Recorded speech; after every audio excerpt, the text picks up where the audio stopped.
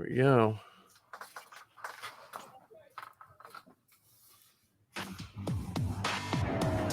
There we go. Look at that. Little nice green lightsaber glow. Well, you look the part, but let's see some of your moves.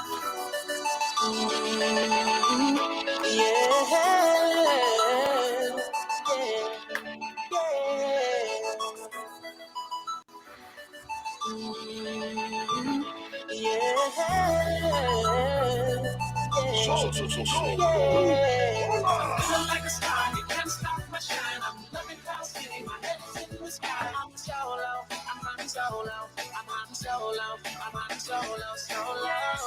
Yeah, I'm feeling good tonight. Finally feeling free and it feels alright. Oh, time to do the things I like. Gonna see a princess, everything's alright. Oh, no job but an answer to. Ain't a picture in the palace too. No, and since the carbonite's off me, I'm living life now that I'm free. Yeah, time to get myself together. Now I got myself together. Yeah. Now I made it through the weather. Better days are gonna get better. The thing makes me laugh every time I hear it or watch it. It just tickles me, and I can't figure out exactly why. I get a kick out of it too. It makes me happy in a stupid sort of way. Yes. So sometimes those are the best ways. Oh yeah, definitely. Let me see. Okay.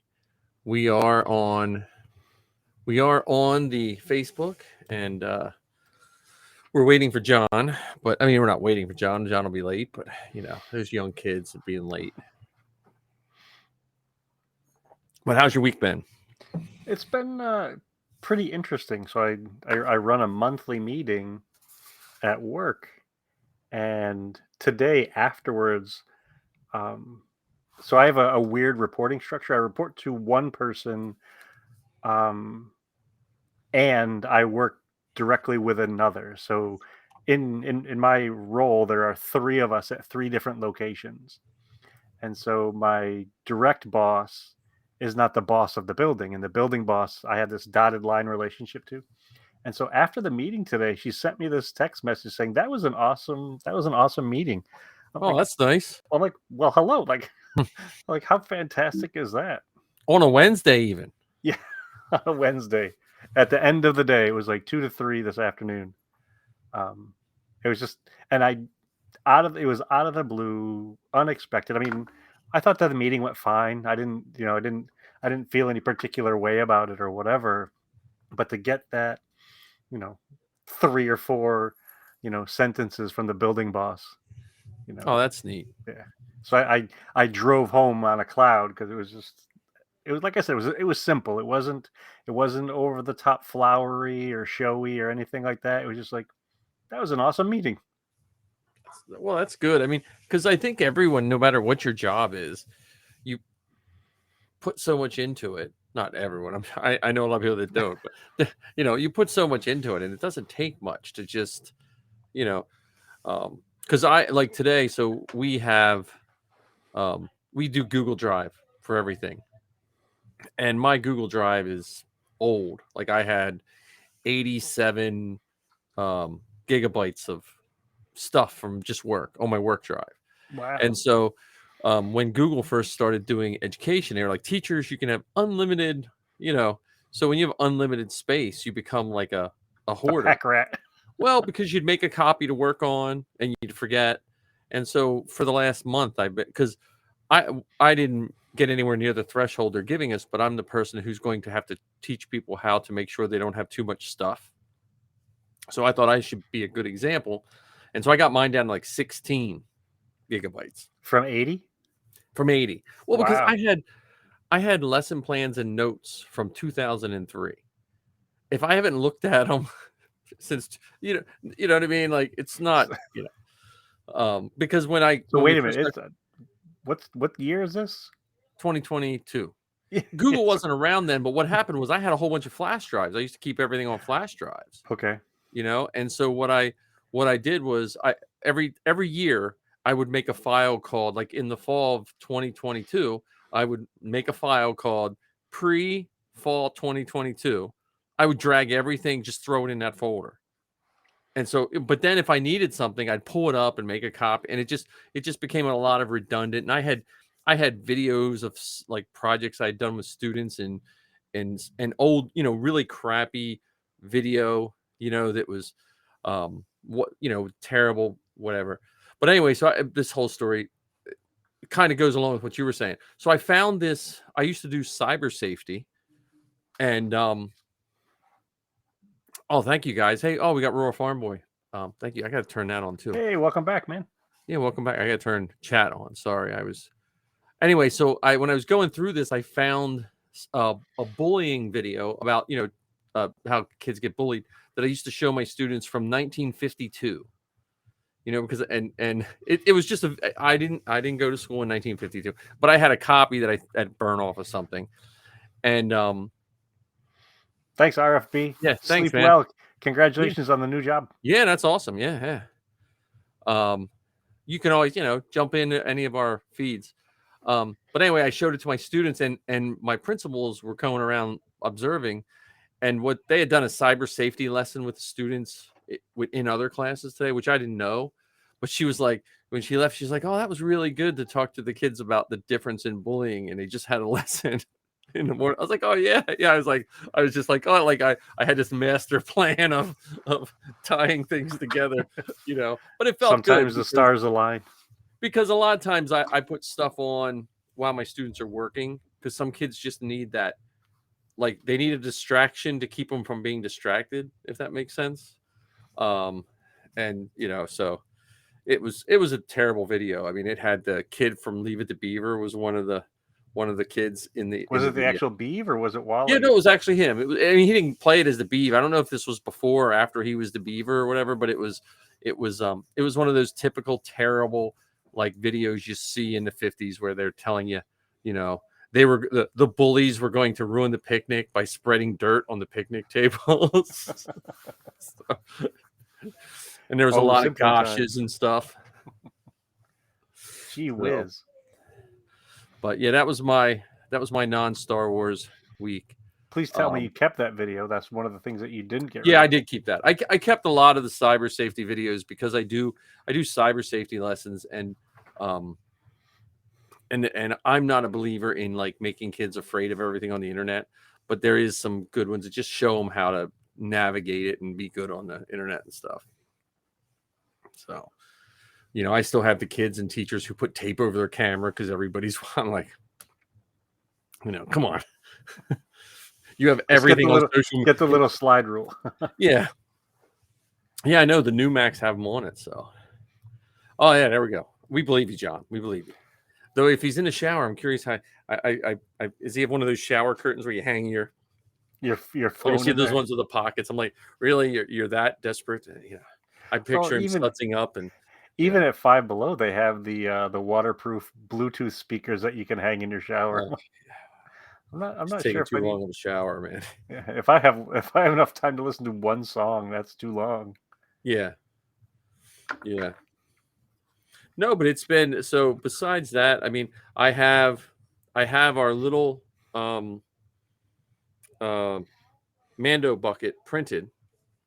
Now I'm experimenting because I'm not going to get to clean it and work on it till Saturday. So I was like, well, why not run the resin printer, to make it smooth. And okay, yeah, we don't want you to bleed to death.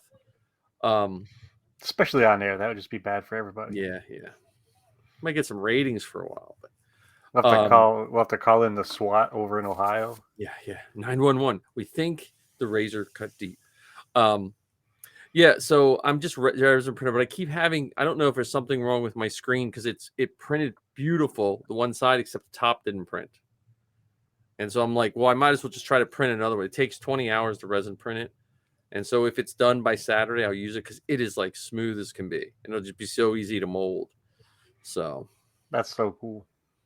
And then we'll have to figure all that out and give us because none of us need more stuff to do.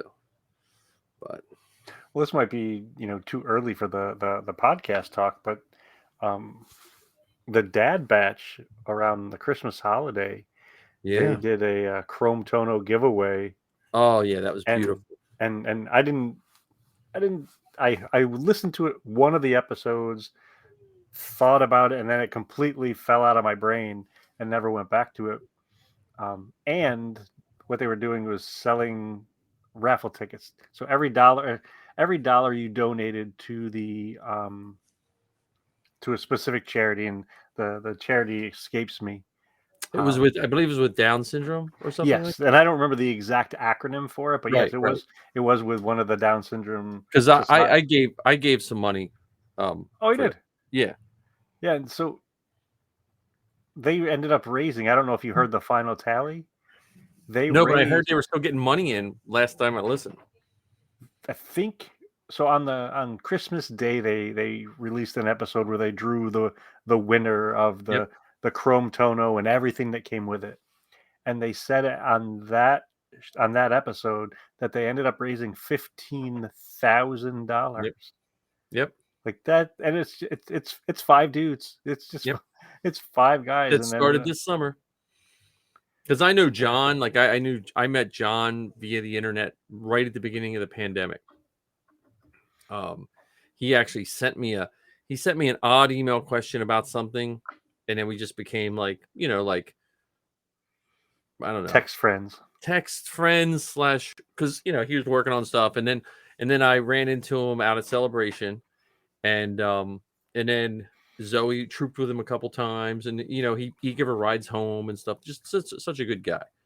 And all the other guys are good too. The guy who does Crosshair, his daughter and wife do the Death Watch Girls, and Oh, okay. they did a show of Zoe's, and actually his daughter was going to podcast with Zoe on this podcast stage, but then they got called by Lucasfilm to go up, and they were upset, and I was like, look, if we got called by Lucas, like we'd cancel the show too.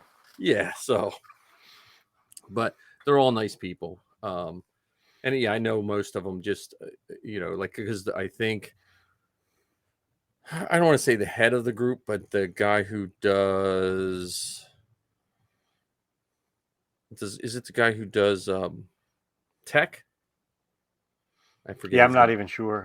But one of them is the head of the 501st in LA County or Southern Okay. California Garrison, and so I know him from just some 501st stuff. So yeah, really, really good people. And yeah, well, I was thinking with these, I was thinking this would be our little dipping our toe into that arena for the helmets, but like I said, I just want to get them nice and smooth, so when they come out cast, I'll probably put a little tint so they have a grayish tint to them, unless you guys think they should be white. Just because white kind of, gray is easier to paint. Like white, if it gets nicked, it'll Well, it'll end up showing white. Yeah. Whereas if it's gray, the paint will, if the paint gets nicked, it'll show gray underneath. Yeah. I pictured John showing up with like toilet paper things all over his face. Look, I made sure that I could get away with it before I came on the show. Oh, okay. So trust me, the last 10 minutes or so, that's what it's been. Fun I'm glad you got into the practice of showering before the show, because when we do our award show, we're going to be dressed from the waist up in all fancy clothes. Right. Ooh. I do. I like that graphic. I like the Georgies, or is it the Georgies? The Georgies. Yeah. Yeah, I like that. Wait, did I miss something? Oh, it was on Facebook. It was on the Forces Behind Star Wars Facebook page. Yeah, so our award show actually has a formal name now. Ah, we will be distributing Georgies, golden Georgies. All right. And if that doesn't get attention from Lucasfilm and Kathleen Kennedy and George himself, then I don't know what will. It's a lost cause at that point. Yeah, but yeah, the Chrome Tono thing was so nice for those guys. And Ken, I re-listened to your first episode, like when I was driving, like I was uninterrupted, but I was uninterrupted other than that driving stuff. But that was a good episode. It was just Good way to start. I liked your robot sounds. Um, so it's And if things go smoothly tonight, I'll probably end up recording my second episode tonight after we get done. nice. Yeah, I mean, so I put a link in the Facebook chat. I started a folder to maybe put show notes. I was looking at like, here's our podcast. This is good podcast art. But I was thinking what would make it easier at the back end when we're done. And I was like, well, we should have notes that we can put the title of the episode, like one of us, if we're just talking, right? Title of the episode. And I was thinking the other thing is, which I always forget on podcasts, we need to think of the hashtags to include in the name. Because I always forget that. I'm good about that with TikTok, but I'm terrible about that on like Instagram and Facebook and anything else. So I was thinking of hashtags and then any other words, but I put this is what I was thinking is if we come up with the say we decide we have 20 different bits we do on the show, have a list of them, and then say like next Wednesday or Tuesday you decide, hey, I really want to talk about X, Y, or Z. You put it on the notes with your name, and then you'll lead that little segment.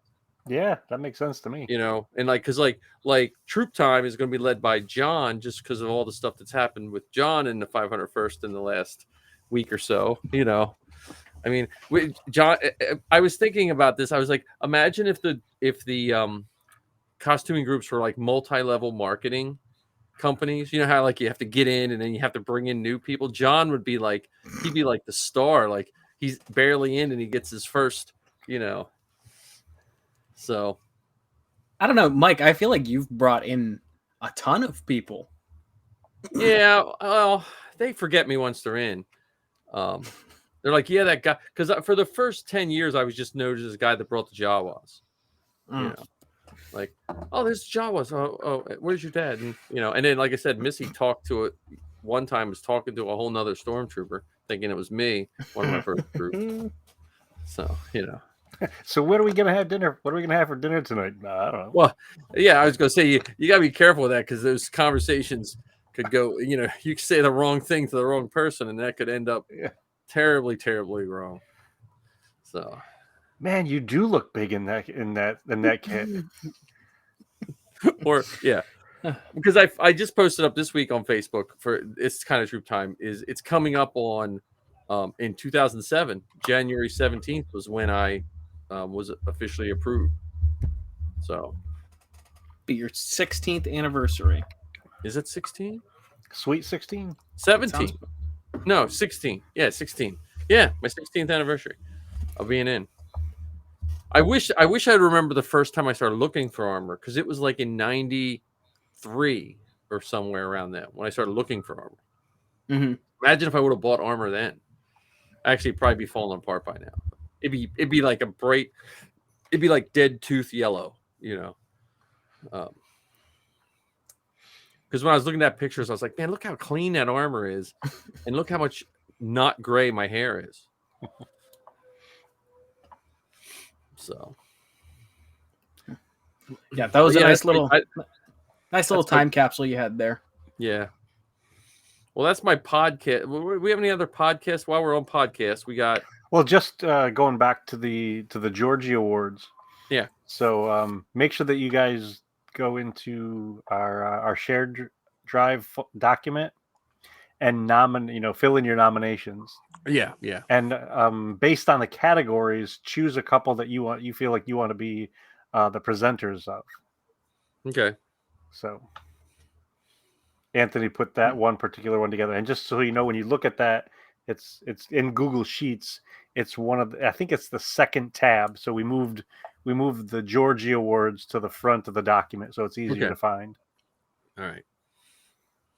I'll be the first guy that deletes the whole sheet. I'll be like, wait, what? My first time ever using. Remember Dropbox? Oh, God. When Dropbox first came out, right? They give it to us, and I was the idiot that deleted like a whole bunch of stuff because So. Backups. Yeah. You need backups for your backups, and backups for your backups. Right. Need I say more? Yeah. So So what I- we'll yeah. end up doing is the 7 of us or 6 of us, however many of us are on, we'll record on the 31st, and we'll work in between then and the 7th to make any editing changes or add sounds and music and that kind of stuff, and we'll release our episode on February 7th, Star Wars Podcast Day. Awesome. Oh, and the other thing, Ken, since we're talking podcast, I didn't do it with the video, of course, but I did the anchor thing with Zoe's last podcast. You know, I uploaded the bumpers, and that is so nice. That is like, I so told you. like, Yeah. I'm surprised not every person has 10 podcasts. You know, Yeah, and I mean, just you use the same bumpers every time, and that way you don't have to worry about figuring out how to edit it into your show. You just record the show and then put it in between Oh, the two things. what makes me think when I think of that, I'm like, we really got to get on making commercials for all the podcasts. Yeah, Like just because just stick a whole bunch in the beginning or the end, and I mean, the end is probably better because people, when they first start your podcast, they'll zip through the beginning. You know what I mean? Well, the other thing that you could do, I mean, there are like if we break in between segments, Yeah. slam it in there in between. I'm trying to make it super idiot proof. Because like I said last time when we were done here, I ran upstairs, uploaded it, and then the next day when I got home from school, I just boom, and it worked out pretty well. Nice. So Yeah, I need to play with Anchor more. I tell you, I'm happy and envious of the people starting now because it was just how it has changed. Oh my goodness, just financially wise, just ease of use. Because even I like Audacity and I like iTunes. I mean GarageBand. But that's just one more step. Like it's just one more step and one more copy of the file that you don't need to do. You know. Mm-hmm. I mean, Audacity I'll keep up and running because you can clean up some audio on that. But and GarageBand's good for recording, but Anchor does a good job compared to the old. Whatever that phone service was. What was that phone service? Skype. Oh, God, that sound of Skype ringing in is a nightmare. So, Do you have an idea for your episode, John? I think I'm going to do something with my dad. Okay. I think that's what I'm gonna try and nail him down to a time and then do something there. Depending on how a couple things shake out over the next few weeks, I'm gonna try and put something together. Nice. I've got something in mind, but I'm gonna keep that under wraps for now, at least publicly. I'll tell you guys after the show. Okay. Yeah. Well, here. Well, let's move on to troop talk. We got any more podcast talking? Nah, I'm good. I mean, I haven't heard. I was stayed podcast free, Star Wars podcast free today because I didn't get to watch Bad Batch till I got home. So, I did watch it. Oh, you did? You did? Yeah, I watched it. Yeah. The only thing I have for go ahead. The two-parter commitment always scares me because like today, but by the time I made dinner, got everything done, it was like 7:30. Like when I was ready to, look at anything. So. Well, before we make that leap, then what do the three of us want to talk about for our episode that we'll put out on the 7th? Oh, that's a good one. Well, because do you think the 7th is also going to be one of those times where someone might like test the waters of your podcast? Like, do you do the 7th as a like an appetizer for what you normally do, or do we just come up with a cool topic, or kind of both? Yeah, I don't know. Like for instance, I mean, I will not leave mine a secret. I've been putting it out there for the rambling Star Wars fan. For me, it's going to be a list of my 40 favorite things from Return of the Jedi, because this year is the 40th anniversary of that movie. Did you ever see what was that? I'm sorry.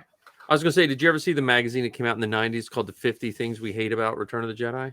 No, I love it. I had that. I had the magazine in my store, and I lent it to a guy, and he never brought it back. But it was a tongue-in-cheek one. But like every third one was just Ewoks. Like Ewoks were the Jar Jar before Jar Jar was around. So it was like this, and then Ewoks, and then this, and then Ewoks, and then Was it like a cracked magazine or yeah, something? it was like when you used to get from Diamond Distributing, there was these oddball printers that would just run these weird magazines, and you could buy them, and it crossed my eyes. I was like, I'll buy that from my store, But And what I'm also doing is on Facebook asking folks to also share their favorite part of Return of the Jedi, and I'll read those, as part of my episode. that's cool. Yeah, I don't know. I mean, I don't know. I don't know what we could do as a. Now, are we going to try and do that live? Because that is a Tuesday. Yeah, that would be a little tough for me. I don't know because I have robotics on Tuesday. Well, what I think his name is Daniel. What he has said is, it doesn't necessarily have to be posted on the 7th. Yeah, it just has to be between the 7th and something else. Yeah, I think it's that the following week. Yeah, because we could do our because honestly, our best show is just our normal show of what we're doing. Yeah, I just think I didn't know if you guys wanted to have like an overarching topic to we should focus our attention on. Good. I mean, I honestly would like to look at all of our three's web of Star Wars, like how our web goes out. Like it starts if you look at. Like I always picture things mathematically in my brain, like graphs and this and that. And I picture us three on these 3 points, and then I'd just be curious to see where where it spreads out. Like you like okay, I'm into 501st, but then I like podcasts and I listen to and then just see where our almost like a Venn diagram / lines of how our Star Wars meshes to how we got to the point of where we're at. Well, it could be topical or it could be individual. I mean, think about the people that we know that are local to us and that are also spread out throughout the entire world. So, for instance, I have a friend who lives in Sydney who I hung out with and spent a lot of time with while I was living there in undergrad. And so he's in Australia listening to the show. So there are connections from him to other folks, or the main leader of the 501st. Yeah, or Justin. all of the folks. Yeah, Justin Seinfeld. You though. He's in Jersey. He's in Jersey. Okay. And do any of us know Kevin Bacon? That's the big one. Do any of us? Kevin? Do Bacon? any of us know Kevin Bacon? I don't know. How many degrees of separation between us and Kevin Bacon? Or between us and George Lucas. I mean, if you want to go. Yeah, maybe we should check into that. Yeah, I mean that would be a cool that'd be a cool show to me. I mean, we could throw some. I was working on Mandalorian trivia. Remember that trivia game we played one time? I'd like to do that, but I don't want to do it. I want to promote that for a couple weeks so we maybe get a couple more people to play. And I have this metal tin box that I think I got at Five Below, and it's just really bad trivia questions about season 1 Mandalorian. Well, we have Dr. Mad Studio from Britain. Hello. That is awesome. Are you going to Celebration? 2 a.m. Jeez. Well, you always have Star Wars to wake up for.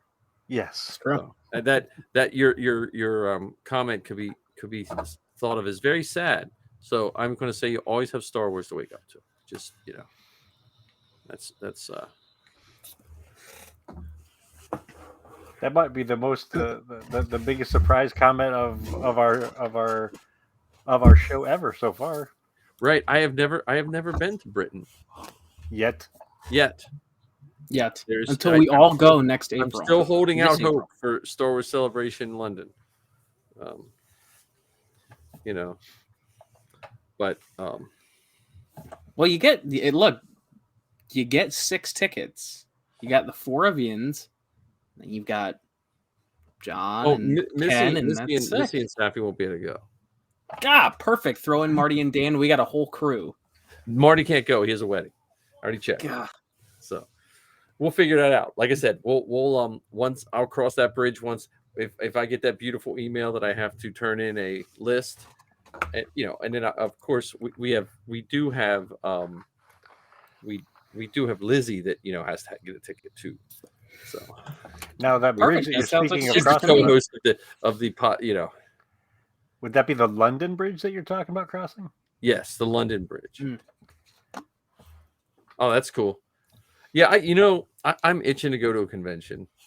I mean, just I want to go to a convention. We got to get this. I got this best car for you, Ken, to get going. So I'm itching to do some kind of convention. But yeah, Dr. Mad's. I'm curious where you got the name Dr. Mad Studio.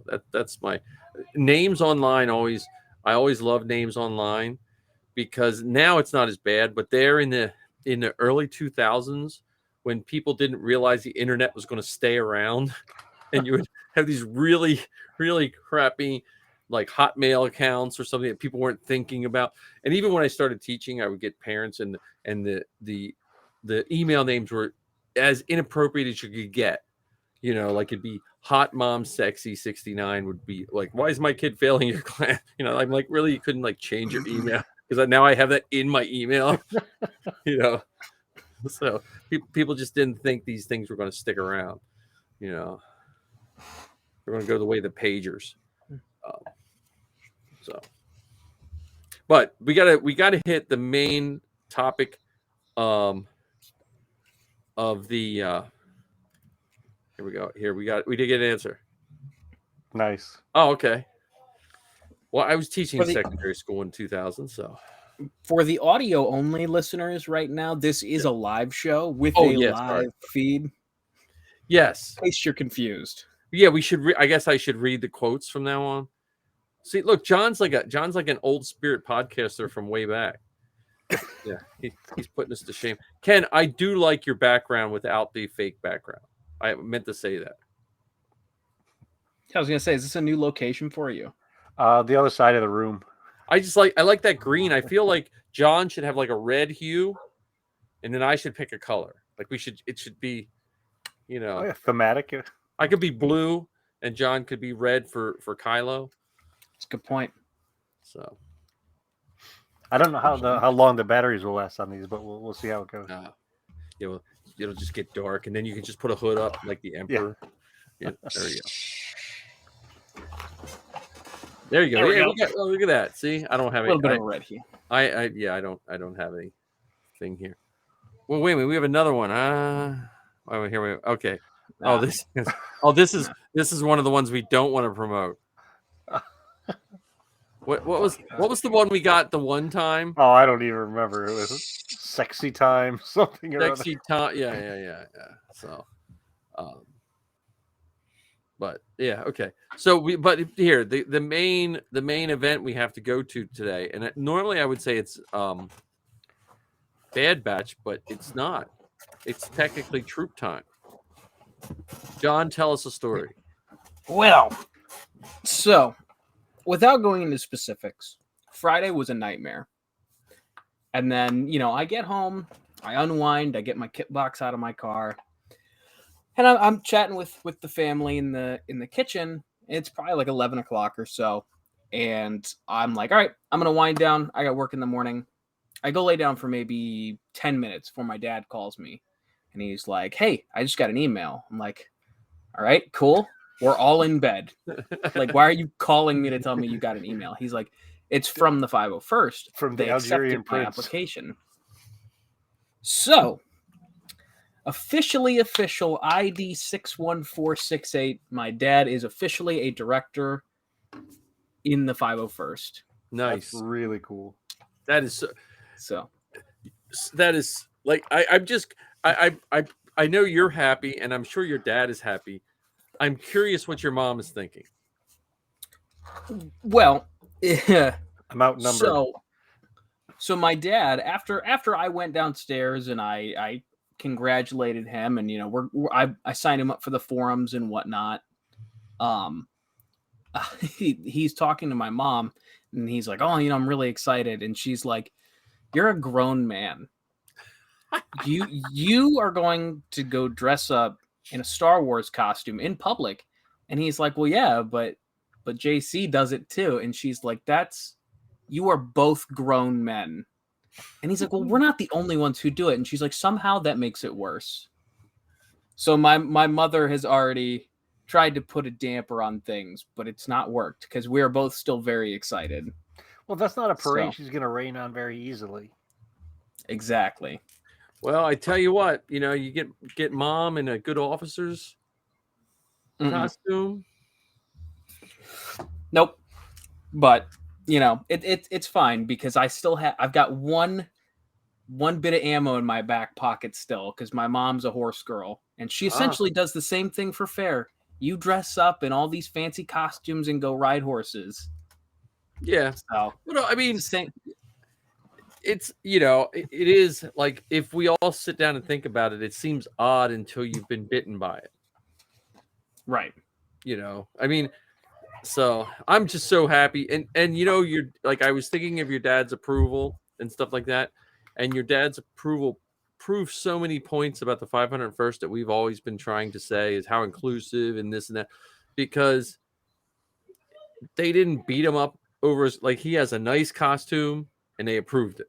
Like Yeah, because I swear to God, I was talking to him about it 30 minutes beforehand, because he asked me about it, and he was like, like how long do you think this is going to take? And I'm like, well, like usually the rule of thumb is about everyone gets sent back, gets notes at least once. It's usually like a fit and finish thing. So like, don't be discouraged, and you and I can just fix it, because he got his. We realized after we sent out his approval pictures that his cape is technically too long. Oh, okay. So we see that I'm calling foul on this thing.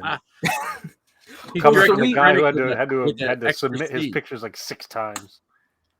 Well, we sent his cape out to get tailored anyway. So that, because he was upset about it dragging, and that, so he was going to get it fixed anyway. So I was like, they're probably going to send it back for the cape, and maybe the buttons that are showing on the inside.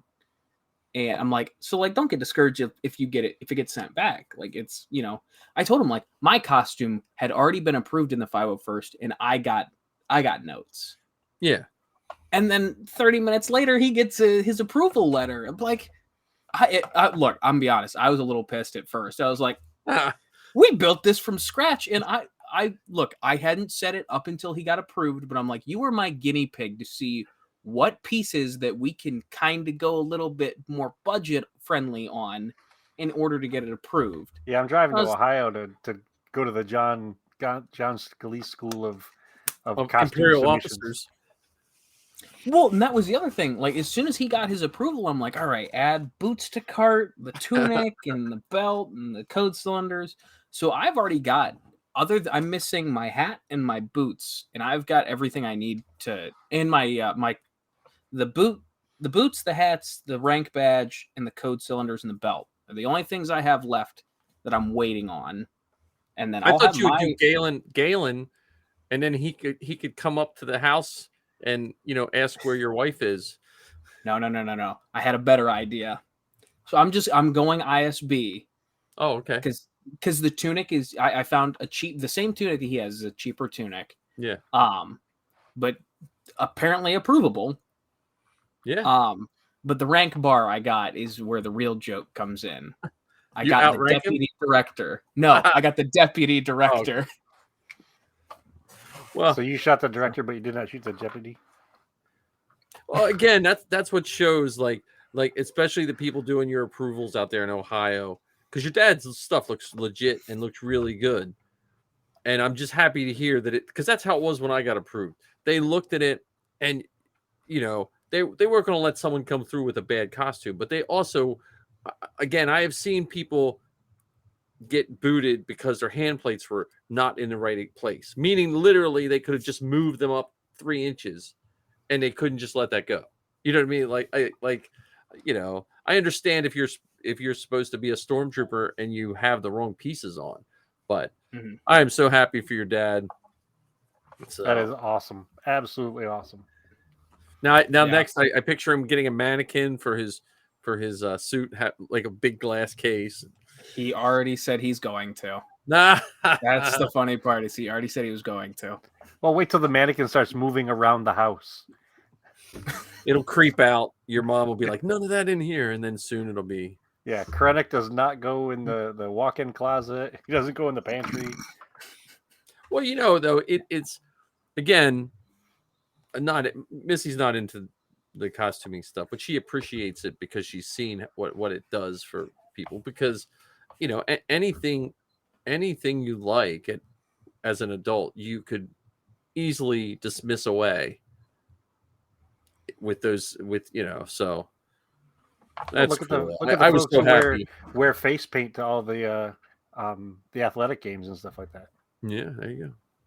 The Well, dog and see, pound we or have whatever it's called. Yeah, he got it. is Toga working on a Death Trooper? I don't know. I know we have Chris Freed here, he's probably about 4 inches shorter than Toga. He is a Death Trooper because I've been trying to get him up to one of Matt's shoots. Because I thought a Death Trooper would be awesome. Right. He has a prop. He's friends with the guys that own RS Props in England or something. I don't know what that is. You know what that is, Ken? Which one is it? I think it's RS is the initial. Prop makers, or they make it biker scouts and stuff. I've heard of it. He's friends with those guys because that's where he got Zoe's for graduation. He got Zoe a Ezra Bridger lightsaber blaster from those guys. That's But awesome. they do some cool stuff over there. Well, Dr. Mad's studio seems like he has a pretty cool project going on too. Yeah, let's see here. The Black Wing Virus from Death Troopers. Highly underrated book. Wait a minute. Oh yeah. That would definitely be a deep cut if you brought that to a convention. Oh yeah. Well, that's where the Death Troopers, like Marty's Death Trooper, is one of those. Hold on, Marty has a Death Trooper? Yeah. Like not the Death Trooper, the big tall black ones. No, like the zombie troopers. Yeah, he has an awesome one where he has like a prosthetic for his face and everything. How many costumes does? Let me. What costume does he not have? Well, he doesn't have Kylo. He doesn't have Kylo anymore. When I met him, Malakili. I think my first troop with him was Vader at the Toys R Us one, and then one of my first ones with him. But he also used to have the Cody, one of the clone troopers that went with Cody. He had the pilot Gunji, and he had some really cool ones. And he still has the Chewbacca bounty hunter from the comics. Yeah, from the comics, with like a flat top haircut and the eye patch. Yeah. So I wish I was Marty sometimes. Well, you're getting in that stage though. You're getting in that stage. You're going to be in that Marty stage of there was a bunch of guys probably in 2007 to 2009 that were just banging out costumes. Like it was just that, you know what I mean? Everything just kind of clicked right, Mm-hmm. And they were. I didn't know those guys then. I was just schlepping around two Jawas, so I was not in the inner circle of the workings. So, but yeah, those Death Troopers were cool because I thought of making a Death Trooper with my FX when I retire, but I don't think I'm gonna cut my suit up. So because there was a marching of the Death Troopers at Celebration this year. And they had they were just zombieing around, and they had zombie porgs with them. They had stuffed porgs that would have been messed up and they were made into zombies, and they were carrying porgs around. So that was pretty cool. I went to I think it might have been Chicago where I saw the biker scout that had the stuffed Ewoks that made it look like the Ewoks were attacking him. Yeah. Oh yeah, I loved those. And I just remember when not Quinn, when Colin and his girlfriend did the running of the hoods, his girlfriend dressed up as the ice cream maker. So, That's awesome. but Although I heard that this year's running of the hoods was like hyper organized, and oh they yeah, were keeping people out of it that weren't in the group yeah. and all that kind of You stuff. had to be a Wilrow Hood approved in whatever, I think it's Rebel Legion. You had to be approved. They wouldn't give you the start time or any of that.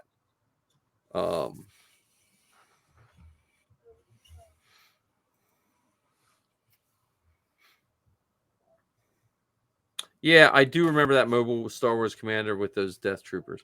That's the only thing with those Death Troopers. I wish they would have not used the name Death Troopers with the ones in Rogue One.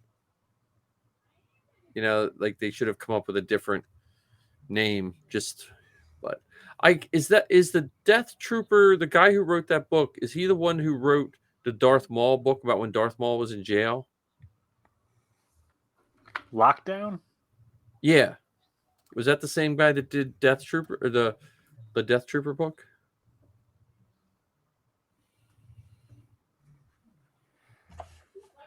I'm not sure. I'm not. I see that's Ken. a great. It was written by Joe Schreiber. Who, Lockdown? Yep. He was also the best-selling author of Star Wars Death Troopers. Look at you go, Mike. I know, Jeez. right?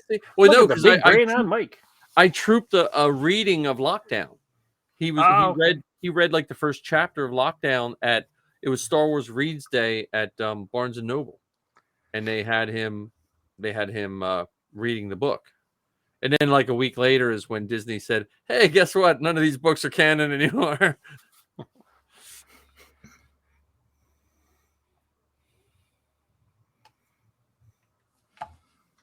Yeah, well,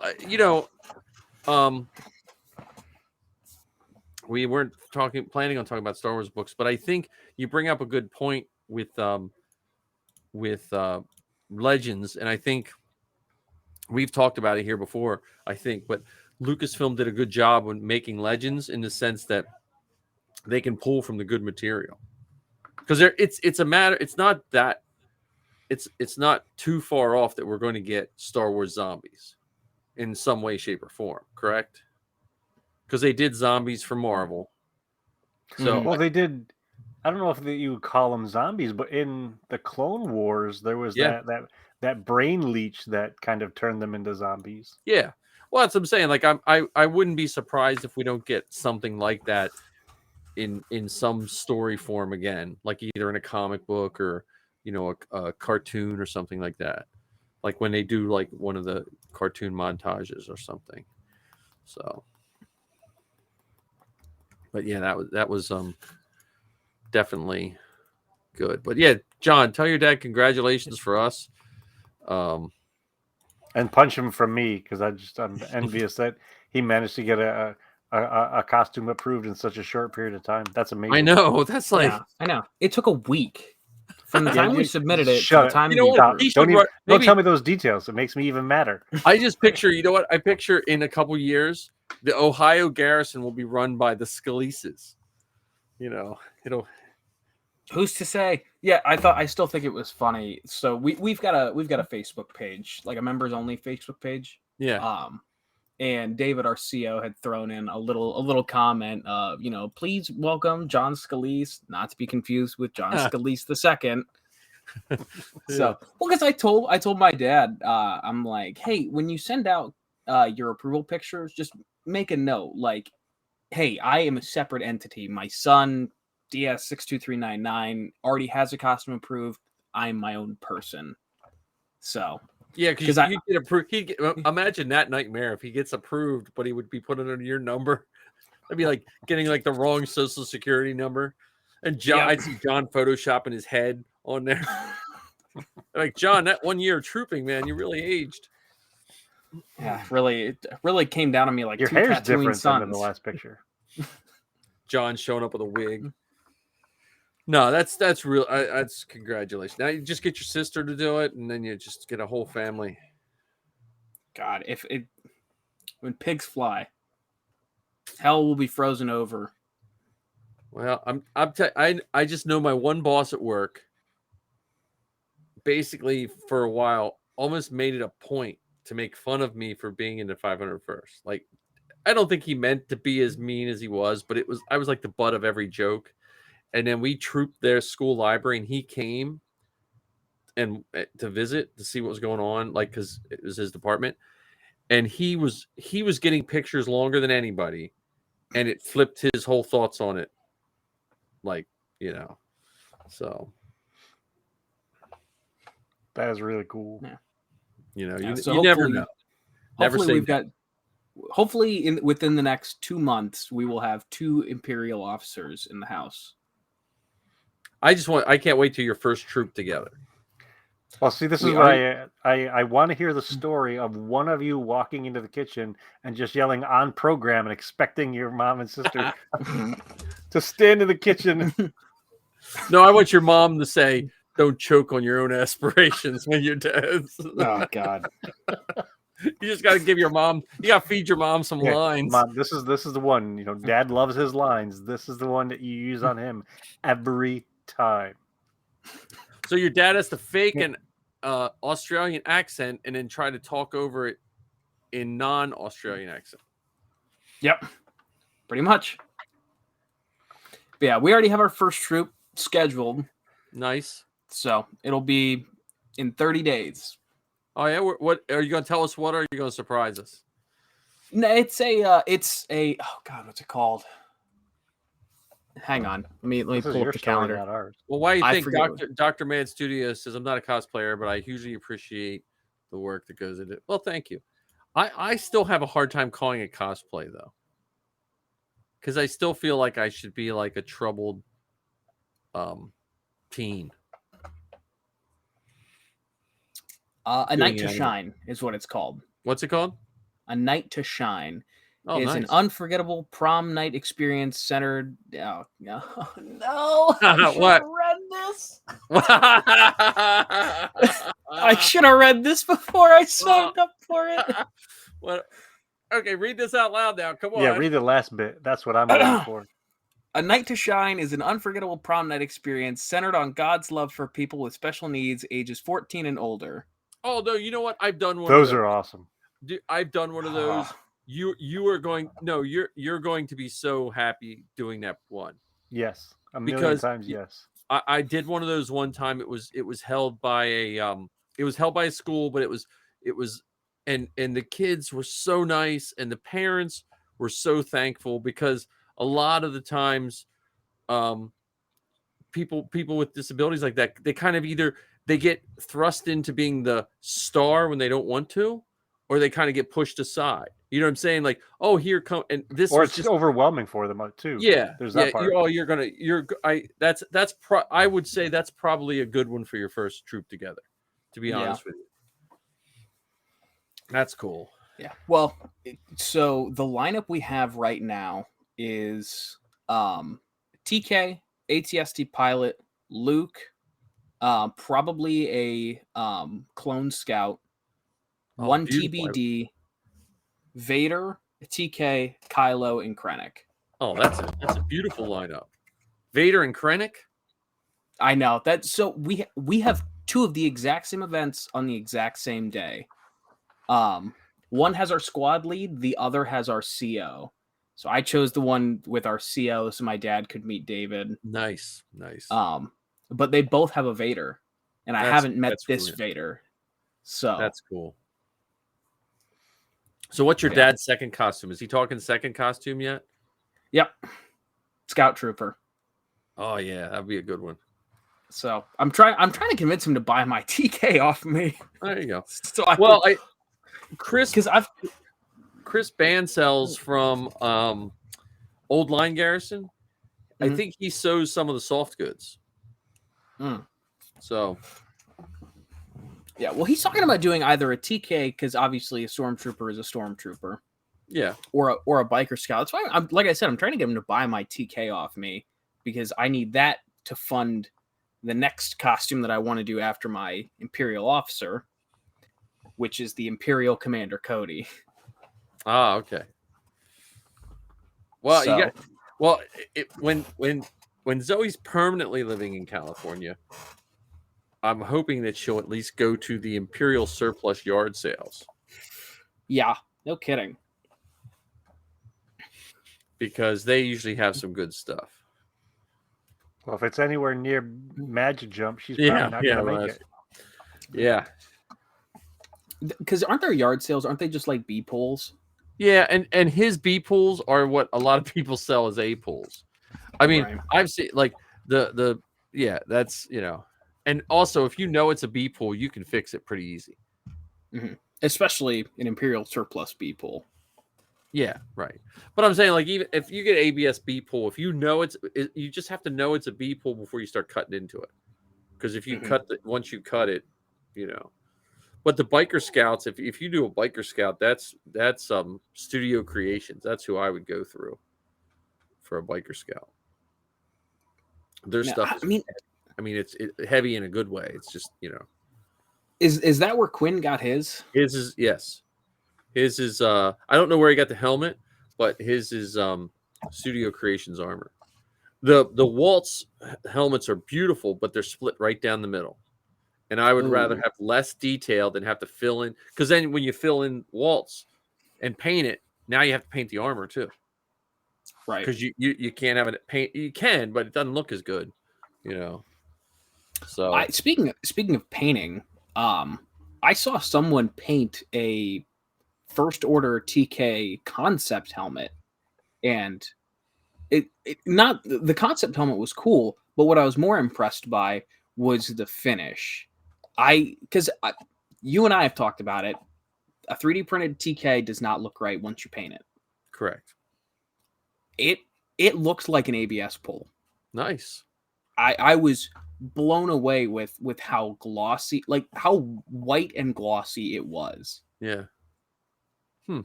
So Well, that's yeah, I just can't wait till the weather to break. I'm like itching to build stuff. I laid out all the here. Well, let's go before. Let's switch to our costume corner. There we go.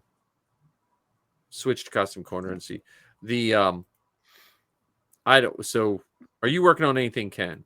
At the present moment, no. Okay, John. other than waiting on parts for the ISB officer, I'm not currently putting anything together, but Okay. I'm amassing files to put things together. Nice. Yeah, I'm working on. I'm still printing Ken and I's Mando stuff. Though my printer stopped right now because I just bought the what are those gray nozzles for the printers that are supposed to not clog as easy? I don't know. There's some kind. It's better than brass. I think I paid like $8 for 6 of them or something. Because I'm just tired of because I print so often. I feel like I'm changing the nozzle all the time. Because you go through like 3 spools, and so my printers are sitting still till I change those nozzles out. But I and then I'm working. I have all the stuff laid out on my chess table, so those electronics will hopefully go in. And Vader, like I'm just waiting for a warm day, because the one day it was warm here, it was raining. I was like, I'm not painting. I'm not going to have my paint peel off. But Vader's just sitting in a tote waiting to have his final day. Be put together. Yeah, that's it. I'm so excited for that. To finally see you in Vader for the first time. Yeah, my biggest fear is the height. Like, I have the lifts, I know, but I trooped with a Vader that was shorter than me, and I'm like, I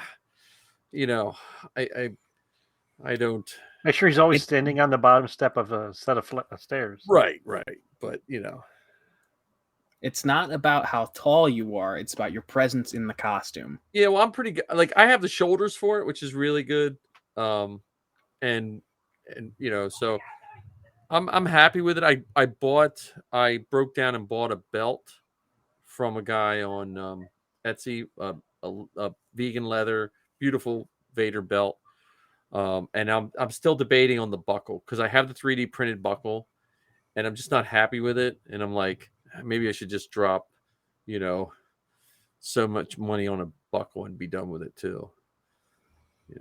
Because the chest boxes, I'm happy with that, but what people charge for those, that should really help me breathe for what they're charging for them. Right.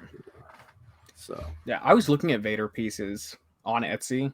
Yeah. I was just like, oh, $200 for this, $500 for that. I tell you, well, that's what I mean. You might as well, if you're going to do a Vader, find someone with the Ruby Deluxe kit and buy it. Mm-hmm. Because most of that stuff you can actually use for approval, and with very little modification. Yeah. Because you can get a used. I've seen those as low as like $700, Mm-hmm. and the undersuit alone will cost you, because that's my undersuits are rubies. So, right. See, my thing is like, if I'm doing a Vader, I'm doing a Revenge of the Sith Vader. Yeah, well, that's what the rubies is. Is it? Yeah. Because that's why I can't use the chest box, but the cape I can use. But the Revenge of the Sith cape, I think it clips on the shoulders, if I remember correctly. It's clipped on the actual armor with the chain just hangs loose. Where mine, the chain's what holds your capes, and it actually goes under your helmet. Mm-hmm. So, and I have like 5 feet of that chain. So, because they started price, because it's. I'll have to dig it out. It's rubber stuff for connecting trees or something. Oh, to tie that, like to stake them out? You guys talk. I'm gonna find. You guys talk about any other costumes. Give me a minute. Well, Dr. Mad Studios' friend Terry's working on an independent film called Offworld. That's pretty exciting stuff. Is it it's a sci-fi survival. Jesus, Murphy, I can't read. You would be amazed on how dyslexic I am, I swear. We were texting in our manager group chat today, and Brandon had said twice, "Hey, I need coverage for Saturday." I read both of those texts 3 times each, and I was like, "Why do we need coverage for Sunday? What's wrong with Sunday?" And he's like, "Dude, did you read it? It says Sunday or Saturday." Oh my god, it said Saturday. So there are 2 things that I truly struggle with: are dates and names. For whatever reason, I get those mucked up quite often. Yeah, no, I can't read in general. Uh-oh, looks like he found it. Breaking it open. Here we go. Oh, see, now you can't return it because it's out of the original package. No. Huh. That's it. So it's locking ties and nursery something or another, and I have however many feet this is. I don't know. I have. Oh my god. So many Vader because chains. This whole roll was cheaper than 1 foot of it on Etsy.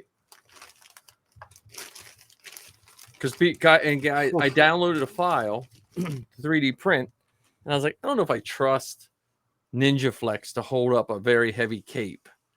So I was like, but I printed it, and then I bought this, and I laid the print to make sure the size right. It's the same size. So I was like, done. So yeah, and that stuff is designed to hold trees up. Yeah. So I'll probably cut myself a couple pieces, have extra, because I just like having extra stuff in my tote, and then I'll probably sell the other pieces for $5, so then people can afford it, and I can make back a couple bucks and maybe buy my belt buckle. So there you go. But yeah, that's my costume stuff. Like I said, I'm gonna try to get these other things printed. I'm gonna do the helmet next, Ken, and I have multiple helmet files for Din Djarin. So I'm going to try. I have one in split down the middle, and but I think the centerpiece might come off if I'm not mistaken. So I'm going to see what I can do to print that. and then I'll spray it with the paints. Because what's nice about that, it's a file from 3Demon, so I can cast it. So, Nice. Now here's a question then. If you're able to, if you found a file that splits down the middle and the mohawk is removed, yeah. That being said, would you be able, what slicer do you use for your resin prints? I don't know. It starts with a. Is it I don't Chitu even- box? Yeah, that's what I use. Yeah. So that being said, is there an option for a single, like a full helmet, or is it There is. only split down It the won't middle? fit on my. It won't fit on my printer. Ah, I see. I have a small one, so half is as much as I can fit on for the little tiny one. Gotcha. That's why if I get a Jupiter, I would print a half and half, and then I print the centerpiece too, slap it all together. Yeah, because I was gonna say if you could fit one of the small ones on the print bed, because I have a hard time telling size. Yeah, I was gonna say did you I could put just that on use. screen? Did I put that on screen? Me holding it? I'll do that in a minute. Yeah, I don't think so. But I was gonna say if you were able to take the mohawk off, what you could do in Chi2 box is drill a hole in the center for the drainage, Yeah. and then you wouldn't worry about it pooling, the resin pooling up in the Yeah, center see, of the helmet. There's something happening with my printer that the one back third is not working. So I don't know if there's something wrong with my UV light, because I printed it and I printed it upside down, and I must have got something happen. So I thought, well, maybe if I tilt it so any drainage would come off, and it's just not printing it right. Let me go grab these real quick. You guys Sure. keep talking. This is good for audio. I'll explain to the people. I'm going to get something. Yeah, so Mike is disappearing for a sec, as he usually does. It's we should have had him put the little show and tell scroll bar going across the bottom. Do you have any ideas for, speaking of the mini Dinda Jarn helmets? Do you have any ideas for your concept?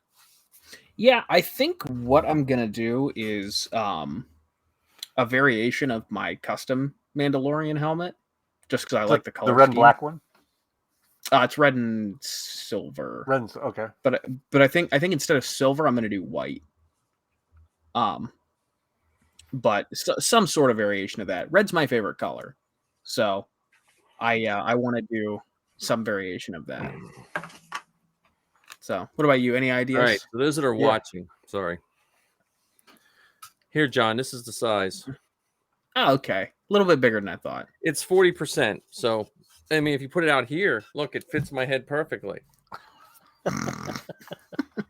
It's like when you guys probably don't watch it, but my wife watches YouTube Dollar Tree hauls. Did you ever watch those?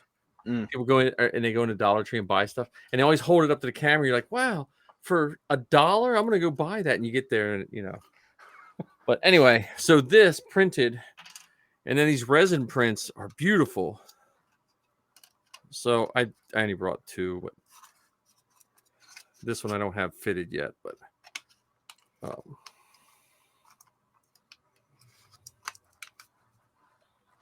While he's putting that together, I do have oh wow, they fit on nicely. yeah, Look at so that. and then this is what's wrong. So this is the resin. You can see the water splash. I should have cleaned it, but it's like you can see how with the light, how smooth that is. Mm-hmm. But if you notice, look, it stopped printing like that, and I have no clue why. Because it printed this over, but then it didn't print the top. Right. Maybe that's a problem with your slicer, if I had to venture a guess. Well, I 'Cause was thinking because it was printing upside down like this. I thought that too. I thought maybe like sometimes if you don't leave your flash drive in long enough, you're in a hurry. It doesn't give you the final files. So then I redid it, and this one, the other one, I just threw in the trash. It was the same way, right? It went a little more over, but then it was missing something. So I'm going to do a couple repositionings because like I said, I'm not going to be able to work on this till Saturday anyway. So this is a 20-hour print. I'll just mess around with it again because if this works, I have one seam to fill and then that's it.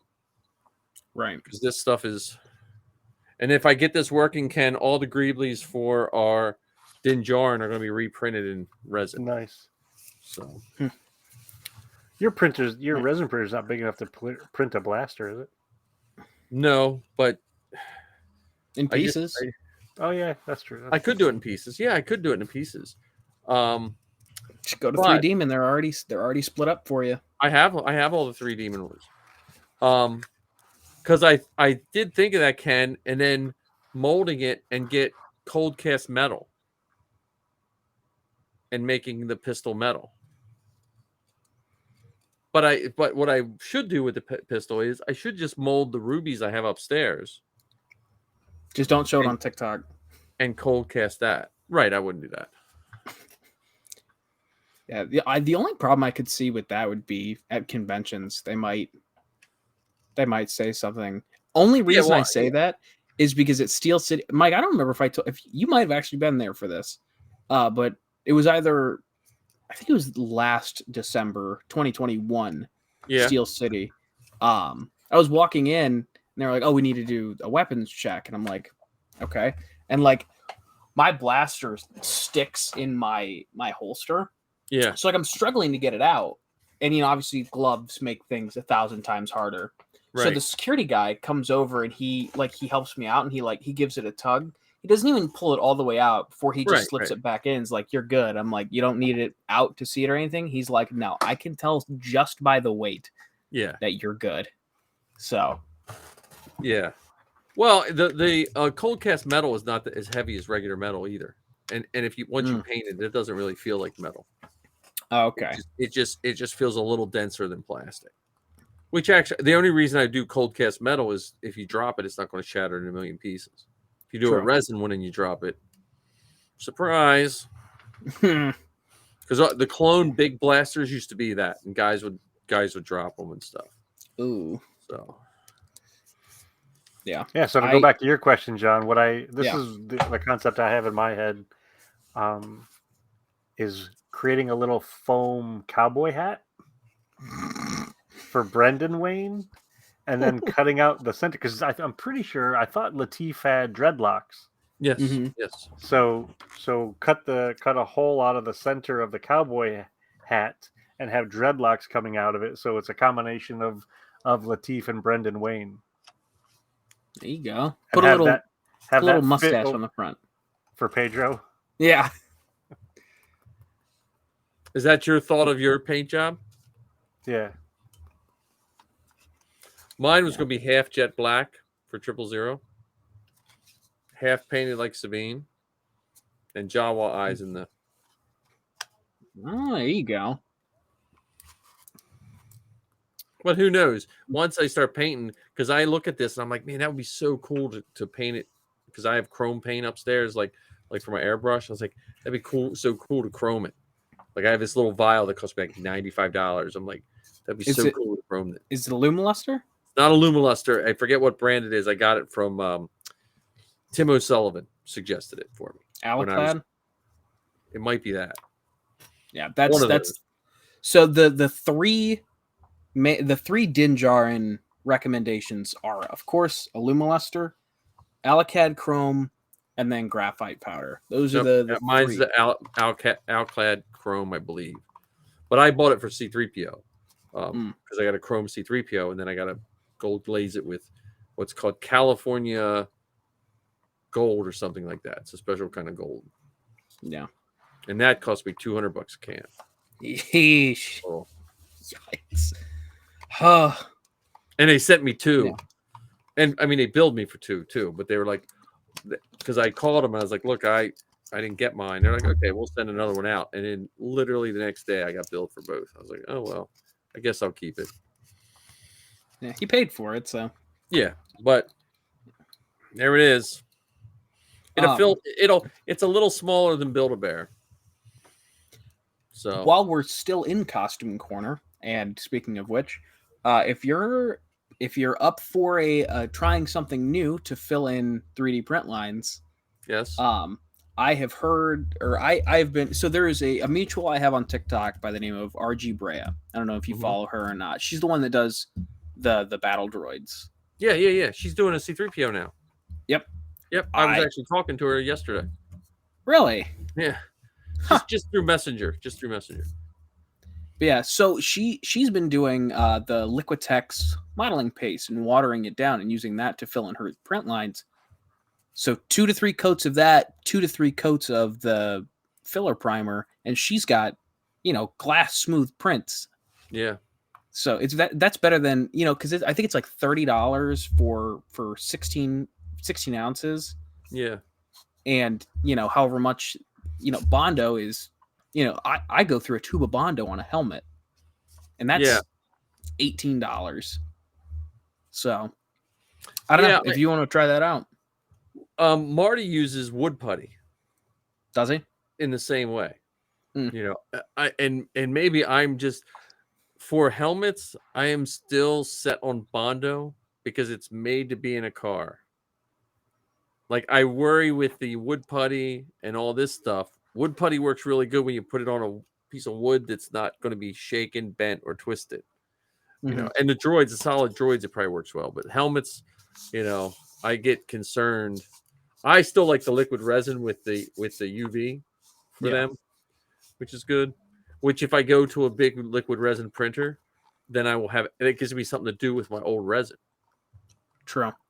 So, yeah. My thing is, like, I'm just trying to find something that's non-toxic. Yeah, well, so I'm old. I'm toxic though.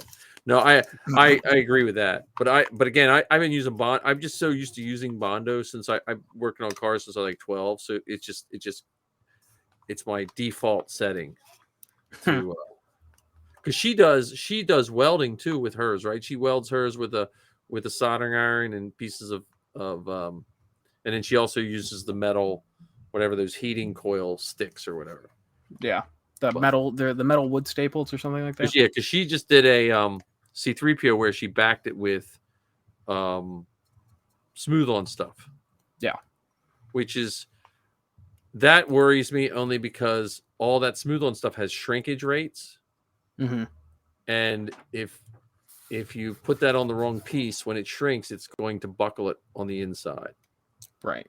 Like, so when like some guys will be like, well, mix this and do that. You have to, like, I believe the science in the charts. And if you mix two things with different shrinkage rates, it's going to cause bubbling or shrinking or bending somewhere. Yeah. Especially on PLA.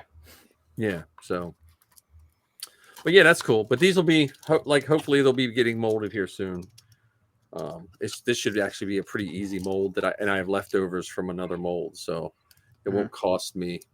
It won't cost me extra money to mold. But yeah, I am so happy with the earpieces. I'm glad I tried the resin printer.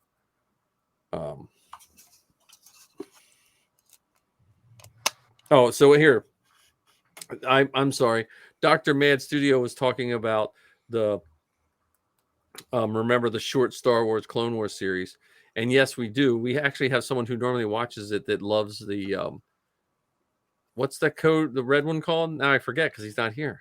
Fordo. Yeah. Frodo. Yeah. So, oh yeah, I have him here. Freudian slip, if you will. Yes. His favorite meal is potatoes. This guy. Boil them, mash them, stick them in a stew. Sorry. But I guess did they reissue these guys, right? They reissued those as a 6-inch this year. Oh, okay. Yeah, they did Mace Windu, the ARC Trooper Fordo, and then Grievous. Grievous, yeah. So I want that Grievous figure so bad. Walmart. Yeah. Ugh. I love them. Well, that I have that helmet I printed. I still never did anything with. I have that printed. But yeah, my whole area is a mess down here because look at all these helmets he's got. I know, right? Ken was holding out on us, man. We all have a Kylo helmet. We could do a whole Kylo episode. Oh, that's nice. Yeah, they're nice figures. The sculpt. The funny thing is, people were saying the sculpt on the Black Series figure was better than the Hot Toys. Really? That they just announced. Hot Toys is just one of those things. It's like a half a costume, man, for the Hot Toys. Yeah. I got the ones I want. If I could find a Revenge of the Sith Anakin for not $800, Yeah. I would pick that one up, and then I would consider picking up a Commander Cody if it were reasonable too. But other than that, I've got my 501st, I've got Rex, and I've got my Tartovsky, Obi-Wan. So Yeah, Well, actually- that when that series came out, when it first came out, this was back when you still had T. Oh, it's beautiful. I love That this would be a figure. good. You know what? That would be good. That would be a good costume for you, John. Grow yourself a little beard there. I cannot grow a beard. Are you broken? See, once you can grow a Yes. beard, you have to do young Obi, and your dad has to do slightly older Obi. To freak God. people out. You can do Ghost Obi. Yeah. Oh my god. No, when the Clone Wars came out in 2003, I remember it was back, almost no one had DVRs and stuff like that. So 2003, I was like trying to record it on my VCR. Well, that's what Dr. Mad Studio's talking about. Yeah. Yeah, and I would miss it because I didn't realize they were only going to be a couple minutes long. Because back then you had to set the time, so it was recording around ish the time. I get home and it's like, wait a minute, it's already over. So yeah, I have the DVDs of them, and then they put them on. I think they're on Disney Plus now, right? Yeah. They're on Disney Plus, but they're they're like an hour long. Yeah, well, that's how the DVD was. It just mashed them all up, put them all together. Yeah. So they were good. Yeah, I mean, I wish they would do. So do you remember when Phantom Menace came out? They did the little interviews with Ahmed Best, behind the scenes kind of stuff. Yeah. I wish they would release those. Yeah, I just wish they would do a major dump of stuff onto Disney Plus. Like they could give us new Star Wars that should be the filler between the shows. Right? Yeah. So, but as we've learned with Lucasfilm, they're very protective of their content. yeah, and I also wonder if they have so much they don't know what they have. That's true. Like, you know what I mean? Yeah, ours were on Cartoon Network too. Yeah, Cartoon Network. That he has Cartoon Network, and then when the new Clone Wars, it was Cartoon Network. But then you had to. It seemed like in a couple seasons in, you had to fight to when you found where it was on because they kept moving it around. Wasn't it like a Weird Times? Yeah, it was Weird Times, and then Rebels.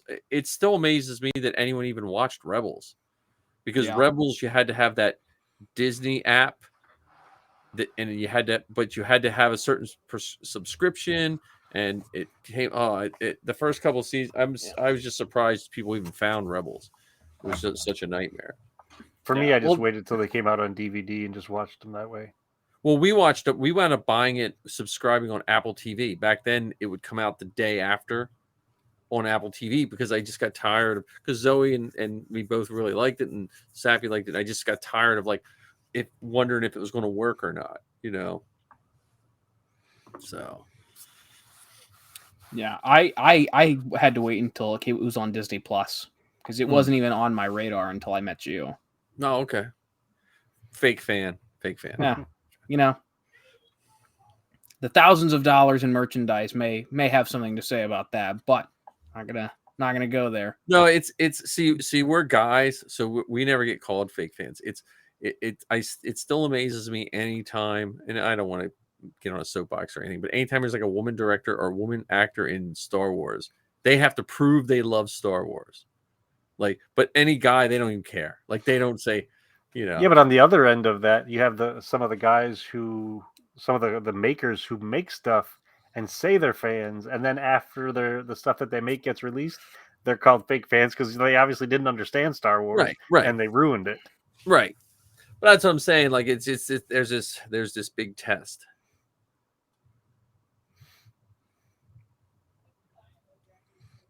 Yeah, and it's funny where the test lies. Yeah. So to your point, the test for women is before they do anything. Yeah. For the guys, it seems like it's afterwards whether they prove themselves or not. Yeah. So he got Jango Fett's Slave One and Republican Gunship and Obi-Wan's Jedi Starfighter, Revenge of the Sith. Yeah, those Starfighters were pretty cool. I got a pile of them from Toga one time. Those little triangle-looking Starfighters. I have mine. Do you have the purple we Mace had the Windu one? gunships and Yes, the I do. girls. We got rid of the gunships, but before we go into Bad Batch talk, the one I've given up on toys pretty much altogether. But the toys now is that Action Fleet and that other size. Oh, so I want to show this to you guys real fast.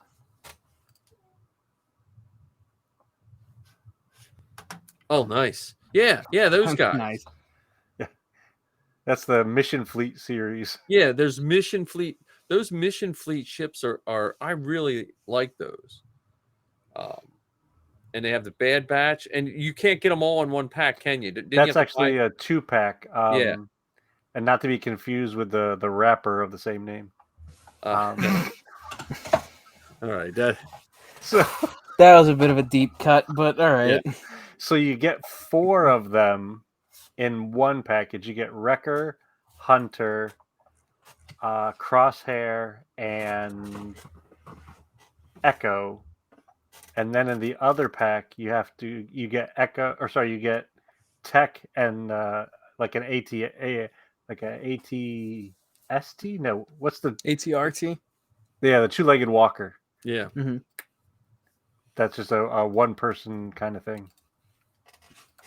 Yeah, those figures are cool. And then don't they have like a Falcon with that? Oh, they have a bunch of. I mean, they Yeah. have a bunch of stuff. They got they have a Razor Crest. They have just a ton, and that 4-pack, which is not to be confused with 2 2-packs, is on sale at Target now for like $8, and normally it's $25. It's on clearance. Yeah, there's and didn't they just come up with they came up with the Obi-Wan set. Now you can get like Obi-Wan, Vader, that robot. Ned B. Yeah, Ned B. There's Yeah, a I pack think of so. those. And see, one of my problems, I have to stay out of the toy section. I have said for months and months, I don't want to buy any more toys, and I buy more toys. I don't want to buy any more toys, and I buy more toys. That 6-inch Mace Windu, I was not going to buy it. It's right here, in arm's length right now. Yeah. Oh yeah. Well, I'm even worse. I can't go into Target. Like I just have muscle memory. I go straight to the toys, even if I go in for something else. Yes. Like I went in to pick up like milk or soy milk and deodorant, and I walked the long way around and went into toys first, like not even realizing I was heading there. So yes. Yeah, I'm the same way. And then if it's on clearance, it hurts me not to buy it. It's like I'm throwing money away. Yeah, but I heard on Bad Motivators today that if you go into the collectible, some Targets have that weird collectible station that's not really toys, but they have a larger Boba Fett with his helmet off. Like it's like a poor man's Hot Toys or whatever. Mm-hmm. But someone was saying they're on sale for like $9 as opposed to like $27. I was like, oh man, I definitely can't go to Target right now then. So, but yeah, I mean, if I get, like, I just brought everything down from my office and I'm slowly sorting through it. And if I get everything set up, then maybe I might buy some toys. But I'm like, I don't know where I'm going to put stuff. Like, I'm at a loss for space, and I know what I want to do. And it's kind of kicked me in the butt to get stuff done. I need a good local con where I could set up a table. I could probably just get rid sell of all your Funko Pops. Funkos. I was at. They have. Is it Forlom and IG88 Forlom and Zuckus at like 60% off at GameStop. The pops, and they're so nice, and they're in the slightly bigger box. And I was like, no, I'll be right back. So I have to stay away from Funko Pops, man. That's like, I can't do it because they're making some nice ones. Like they got Din Djarin on the Bantha and I was like, I can't do it. Yeah, I've been trying to cut down on mine. But I actually just got one in the mail yesterday that I couldn't say no to. It's not Star Wars, Yeah. which that's pretty much what I told myself. Like, if it's not Star Wars, I'm not buying it. And I immediately broke that rule because I bought the Spider-Man 3-pack from Nice. No Way Home. So it's got Nice. Toby, Yeah. Tom, and Andrew. Well, they have the So- Bad Batch. They have the Bad Batch box set at Target. I was like, no, stay away. See, I was lucky enough to get that one at GameStop. Yeah. So I got my 15% off on that one. So and Yeah, plus I've got the whole Bounty Hunter collection. For they did a couple years ago where it's the lineup from Empire Strikes Back. Oh yeah. Well, I have all the ones that came in the Smuggler's Bounty. Which I and- still want that Obi-Wan that you have. Which one? The Revenge of the Sith Obi-Wan. I know you have it because I immediately saw it whenever you were giving us the tour.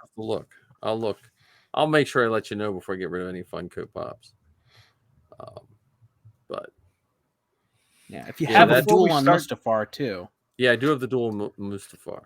That's the Revenge of the Sith fanboy. Not to brag, but Yeah. I have to. They'll be weeded out soon. The problem with weeding, they're always the last to go because they can be displayed easily. That's where Funko was smart with how they designed the stuff, because not all the action figures can be displayed without opening them. You know, or they just have terrible cards and stuff. Like certain ones just had terrible cards. The guys from Kenner and Hasbro call those more decor than collectibles. Yeah. Because most of the time, people don't even bother taking them out of the box. They just stack them up all over the place. Well, and I know, at least for me, when The Force Awakens came out, I was just so used to not having Star Wars. I was almost like a junkie, man. I was just like, oh yeah, I'll get and then you bought it. I was like, what? Okay, I got, because they were literally like, okay, here's Kylo with his hand this way. Oh no, now he has his you know what I mean? Like, it was literally the same pop, and they just twisted the hand a little bit. I was like, oh. So. Oh yeah, we have the entire Force Awakens launch line in our collection. Like, because we had the same thing where it's like we haven't gotten really new figures in ages. So we went nuts. And the Black Series, I always liked those, but they just started to become overpriced to the point of, Well, now they're $30, $35. It's like, yeah. I'm done with the Black Series. I've got the ones I want. Other than that, I'm not shelling out $30 for a figure. Well, don't go in the toy section because I wasn't gonna buy Mace Windu. I wasn't gonna buy General Grievous. They somehow managed to show up in my house. The only company that will get my money, which this kind of leads me into my next point here of the only company that's going to get my money is Lego. And Mike, you know what's really hard to display? That Lego display that you have. So if you're ever tossing that one, yeah. Oh man. Well, that's what I have. Zoe has the Hogwarts Castle, so that's on my list of things to do in the next couple weeks. It's been torn apart, so I got the book out and the box out, and we're going to rebuild it. And because I'm at this mindset of displaying everything. Like, if we keep it, it gets displayed. If we can't display it, we don't keep it. Yeah, I would fail that. I just would fail that. It's just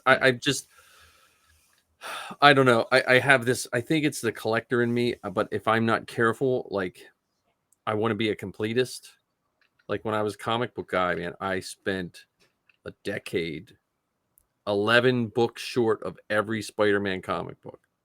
And then once I got rid of it, it felt like a weight lifted off. So, yeah. Well, and I nice one costumes. Well, you don't have every Lego Star Wars store display, so that's true. That's true. We might have to talk. That's as these helmets, because the Black Series helmets is what I love right now, and I'm still waiting on my Dianovos helmet. The delayed Sabine. I'm hoping I love that helmet too. So So before we jump into talking about the Bad Batch, let's review what John and I mentioned to you last week before you watched it. Okay. So we had said that we were surprised that they took us to the place that they did.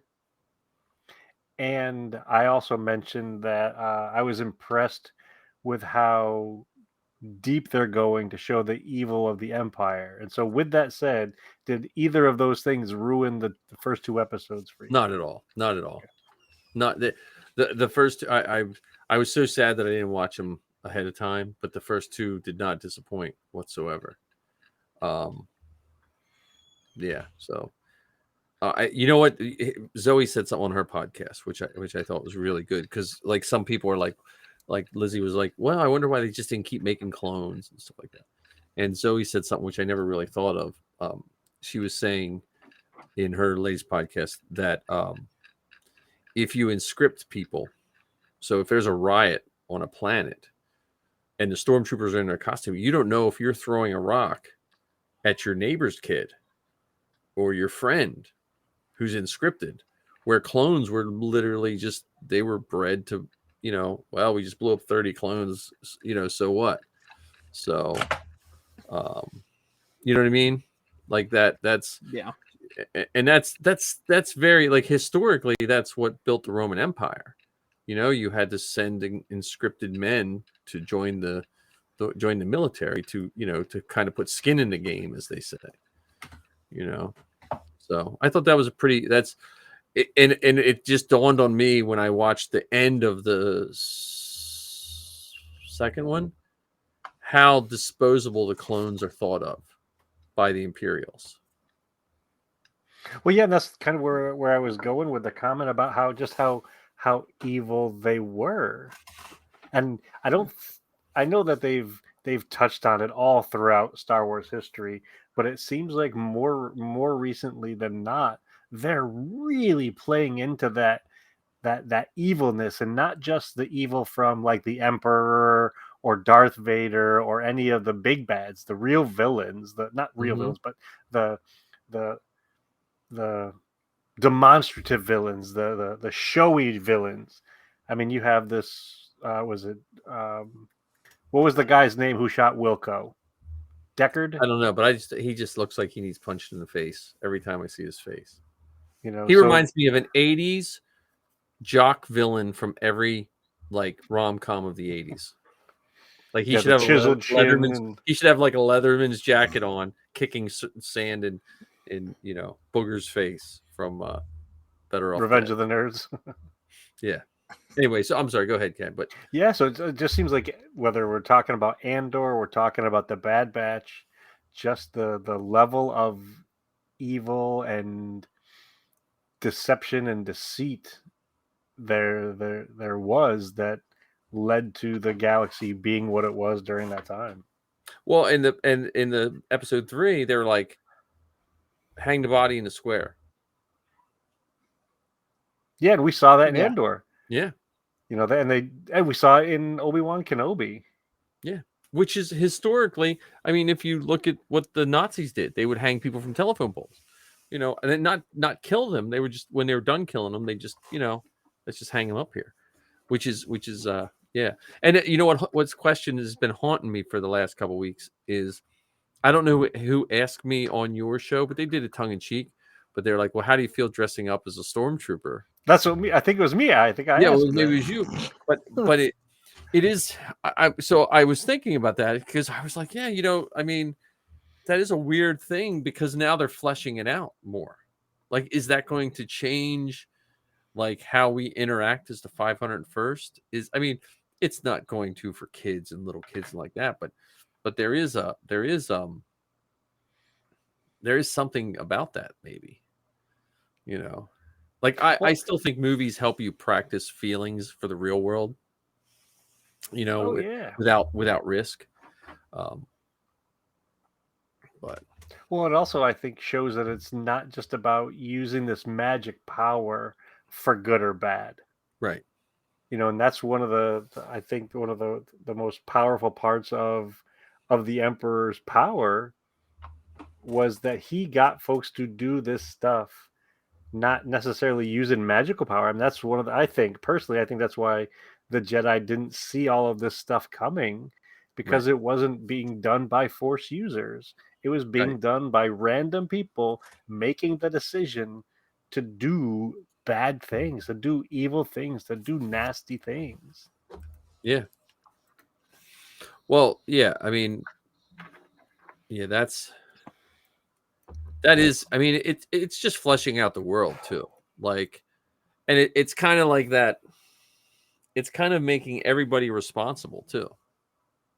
You know, like there's that old adage where the devil made me do it. You know, like everyone is is quick to blame something for their misbehavior, and it's showing like these at least in these episode 2 and 3, the the clones can't be bribed by power overall. You know, like he won't falsify a report because when it's all said and done, he's just a clone there to follow orders for the good of and I say good in quotes, the good of the people. So you can't promise him, hey, you know, if you do this, then I'll promote you, because he doesn't really care. Like the clones never seem to really care about the promotion aspect of it. Mm-hmm. You know, overall, I think there might have been one or two that were kind of greedy, but I think overall the clones they just want to be good soldiers. Yeah, and I don't think I don't remember them showing greed as a clone emotion. Not saying Yeah, that they couldn't have had it, but I don't remember that being a yeah, I major don't remember any storyline. episodes offhand, but I don't want to speak like I am like the clone aficionado. Um, But it yeah, is I just one of thought the other that was things I think is interesting talking about the clones when we go back to the Clone Wars, even though they were all bred to look alike and behave similarly, there still was that underlying desire to be unique, to be individuals. So whether it was from tattoos or painting their armor with yep, certain designs, or even coming up with nicknames. yep. You know, they all had numbers, but many of them chose a name, even though they Well, weren't necessarily given one. and did you notice that General Captain or whatever Captain Punchy Face? He didn't know their names. Mm-hmm. Like Crosshair had to refer to Cody as his number, which I'm sure the guy knew he was Cody, but he was just being. It was just a power move. Like, look, you're just a number to me, you know. Yep. And I Which think that's I like that they're building up Admiral, because it's Admiral Rampart is the character's Rampart, name. that's what, not Deckard. I really like how they're building him up to be this Grand Moff Tarkin-esque character, yeah, where you're like, you hate him no matter what comes out of his mouth. It's just disgust is Yep. the immediate reaction. Yep. So I really like how they're fleshing out his character. Yeah. Yeah, I'm just happy. Like I'm just happy with what they did with this. I'm glad to see that animation back.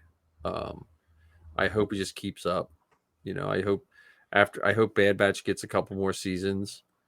Um, and I still think Dr. Mad said something about I wonder if you'll see a clone uprising. I think we're going to see, if anything, a clone mass extinction of one way or the other. Yeah, I mean Like, it's Well, it's already It's in not- the works, kind Yeah. of. yeah. Now, it's getting into spoiler territory. So if you haven't seen episode 3 of The Bad Batch, you should probably check out. Yeah, you probably shouldn't be watching a Star Wars podcast if True. Or at least this one. yeah. But I will ask this question to the two of you: do we actually think that Cody defected, or do we think he was quietly dealt with? I think he Because defected. because everything we've seen so far in the trailer was in today's episode. Yeah, yeah. So it could be a defect, or what are they? Oh, he went AWOL. Yeah, AWOL. I hope it's not true, but I do think that it's going to be like they quietly dealt with him. He's sleeping with the fishes, as they would say. Yeah, the only thing is Cody was like one of Filoni's creation, kind of. He fleshed him out a little bit, you know. Like I guess he was in the one, so I guess Dave probably doesn't have as much of a connection to him.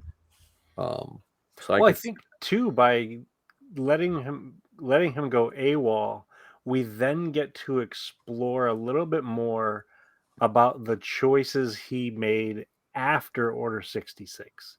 And Yeah. they kind of hinted at that a little bit, where I think it was Cody who said, many of the troopers have been questioning things.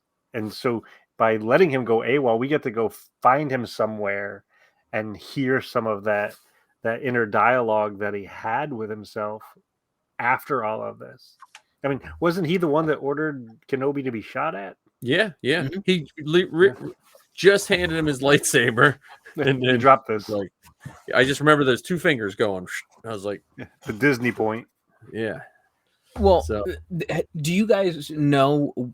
Have you guys heard about the initial story plan that was originally pitched for the Obi-Wan movie?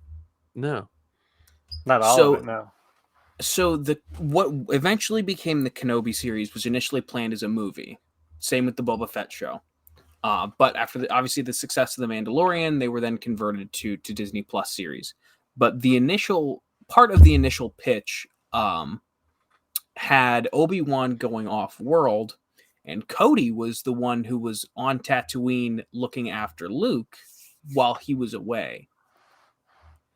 Could be a possible setup for a season 2 of Obi-Wan. Who's to say? Yeah. Well, Well, we're definitely not the only one who wants to see more of Cody. Dr. Mad Studio says Right. it was not the last we Right. see of him. well, the other thing, we still have to find Gregor, because Gregor was last in this timeline.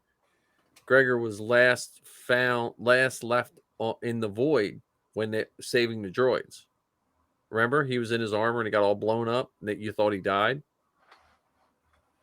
So and then they have to figure out what happened with Wolf, because they were left. The Empire knew where they were, and Wolf was in contact with them. So I'm just curious where Wait, that I thought all. wasn't Gregor in last season of the Bad Batch? I don't. Oh, was he? I thought they had him imprisoned on the planet with the rest of the commandos. And I thought the Bad Batch saved him. Oh, I could be wrong. Maybe you're right. I just remember I'd have to rewatch that, because I was thinking Gregor was just lost. So you might be right. Now that you say that, it's coming back to me. Well, one of the other things we did see in the trailer was Rex asking the Bad Batch if they would be willing to help him out on a mission. Yeah. So who's to say that the mission isn't some sort of a rescue mission for some clones somewhere? Yeah. Because I also think there has to be some sacrifice this season, and that could be Cody. I hope not. I hope I not, need more Cody. But I'm saying that, like, you never know. So I was listening to a different show earlier this week, and it was one of those roundtable interviews Mm-hmm. where a group of different podcasters were able to talk to some of the makers. And so they were talking with some of the makers from the Clone Wars, from Bad Batch.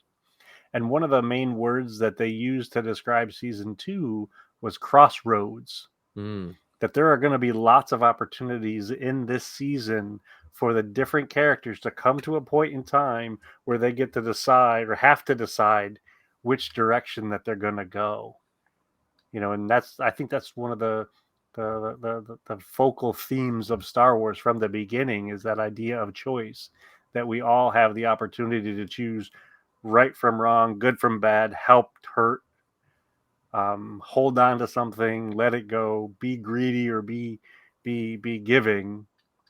So I think it'll be interesting to see how many of the Bad Batch, including Omega, have to come to this space in time and then make a choice. Yeah. Thanks for joining us, Dr. Mad. It was thanks. good Thanks. chatting with you. Yeah, thanks, Dr. Man. Well, and even the first 3 episodes, there was so many crossroad choices in the sense that, like right at the beginning, they had to decide, look, are we going to go try to hit this house? They still didn't get Dooku's most prized possession, though. Kix. He's frozen in there somewhere. Isn't he in carbonite somewhere? And then the Crimson Corsair gets him? Yeah, that's right. That's not a legend story. That's a canon story. Oh, that's a canon Well, story. did the Crimson Corsair, did that happen before this or after this? That would be after, because the Crimson Corsair would be. Well, it could have happened around this time, I guess. We just don't know. And that's, to me, that's another wonderful example of the evilness of the Empire.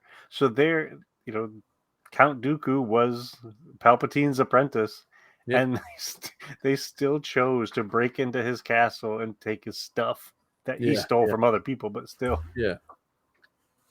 I mean, technically, the Emperor, Dooku, the Empire. I mean, technically, if you think about it, it's the Emperor's stuff at this point, right? Right. Well, you could make an argument that the Emperor would be the next in line to claim his belongings. Who got his pajamas? That's what I want to know.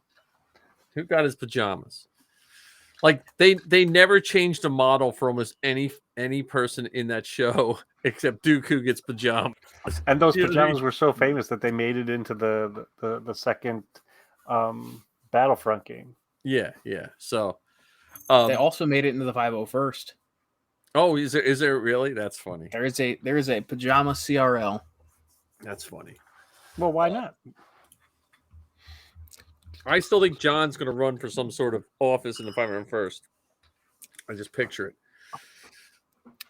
It's not out of the question. I would recommend it. I think Ohio would need you. They'll be happy for it. There we go. We got for your viewing pleasure. Wait a minute. Do I got to turn something on here? Oh, there we go. Dooku's pajamas. Look at that. He's got his own. Wait a minute, his own CRL. Who's the picture? No, that's not. Who is SL916? Oh no! Oh. From that small version, I thought it was your friend from Florida, Ken. Oh, Chuck. I thought it was Chuck. Yeah, Chuck, he does have a Dooku, but I don't think he has Dooku in pajamas. That's fine. Also, while I got you here, look at may as well plug the website. Nice. Look at that. Beautiful. Yeah, fancy. Got the if our pictures weren't in the way, we got all the Unifying Fandom Network with working links to all of our individual stuff. Look at that. Anchor, my man. We got. Oh, there we go. Look at that. Even got the rambling Star Wars fan in there too. Yeah. With the logo designed by John Scalise too. I was looking for a picture. I was thinking you need to have a picture of you driving like an old 60s era Rambler. Come on, Ken. You got to make it happen. You got to be dedicated. Well, that's, you know what, John? So I know this goes back to Costume Corner, but you know, you're only 2 steps away from you and your dad joining the Rogue Squadron.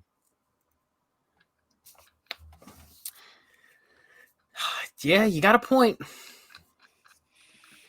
So I do now have the I don't think I told you guys. Obviously we're fans of vanity plates at the Scalise residence. The Corvette is the Skywalker Corvette, and the Monte Carlo now has the accompanying license plate. It's Kenobi. Nice.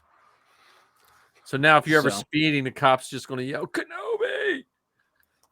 If I had a nickel for every time I've walked behind my car and just went, Kenobi, I'd be rich. That's funny. That's cool. Damn. Well, you'd only be rich if somebody else paid you the nickel. That's true. If you paid yourself the nickel, you'd just... That's true. Just be exchanging currency with myself. Yeah. Yes. Which you could try. I mean, I don't recommend it. Is that money laundering? Is that... Maybe. That's different. But this last episode, so the solitary clone or whatever, I was trying to think when it was all said and done, who was the solitary clone? Because at first I was like, the easy one would be Crosshair, you know. Right. And so then I was thinking, because he had to eat alone. Because apparently I didn't understand why people didn't like him. Like I'm thinking, I don't know. I would think there was so few. He's not a reg. I know, but I would think the clones were smart enough to realize that they're not top dogs anymore, and that they still pick on the one guy. You know what I mean? Like that seemed odd to me. You know, I mean, actually, that's probably what people would do, but it just seemed odd. Mike, you're a Well, teacher. even himself, Bullying runs deep. Huh? Bullying runs deep. Yeah, I guess. So I can't remember which season it was, whether it was in Rebels or Bad Batch, where Crosshair was talking, smack on the regular clones. Yeah, but I think Crosshair pretty much talks smack on everybody. Oh yeah, because no one is as good as him. No one is. Well, I don't know his gunfighting abilities in that tower. I will, I was never a fan of the reflecting little discs until this episode. Then I just thought it was kind of cool. Mm-hmm. Did you notice that the people of that city, their headwear made them look droid-like? Mm-hmm. So, it was nice to see battle droids again. I forgot how much I missed battle droids. And to hear Matt Wood again. Yeah. And not see that the good guys have to shoot stun bolts anymore. But man, that's a brutal show. Like he shoots that woman right at the end, and and hang her. But I'm like, okay, it's a kid show, man. Not gonna get any kids award for that. Going into some dark depths for a cartoon.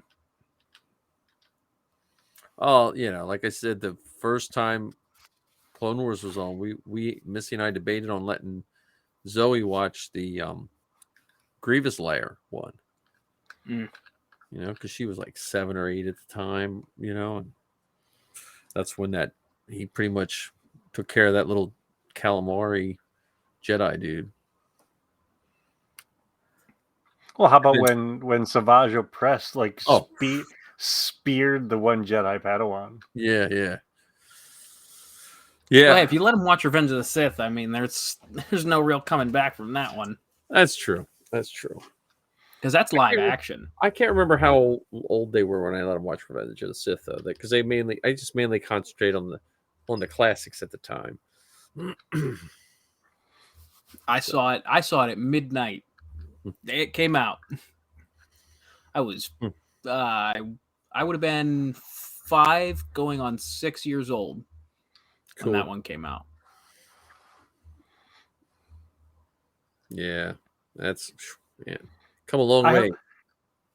I don't necessarily need to have another season of Bad Batch, although I would absolutely positively love it. I would like to see more in this animation style. I think they've come a real long way from that feature film that they put together in 2003 or 2008, I think it was. 2008, 2008.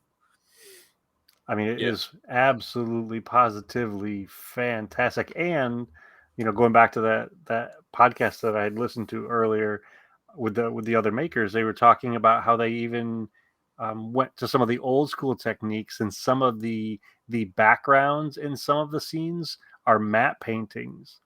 Digital matte paintings, of course, but still matte paintings nonetheless.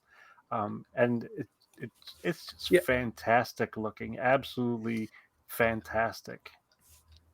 I still don't understand the whole process of how they make those films, the animation. I understand on a computer level and a filmmaking level, but I don't understand like when you have that.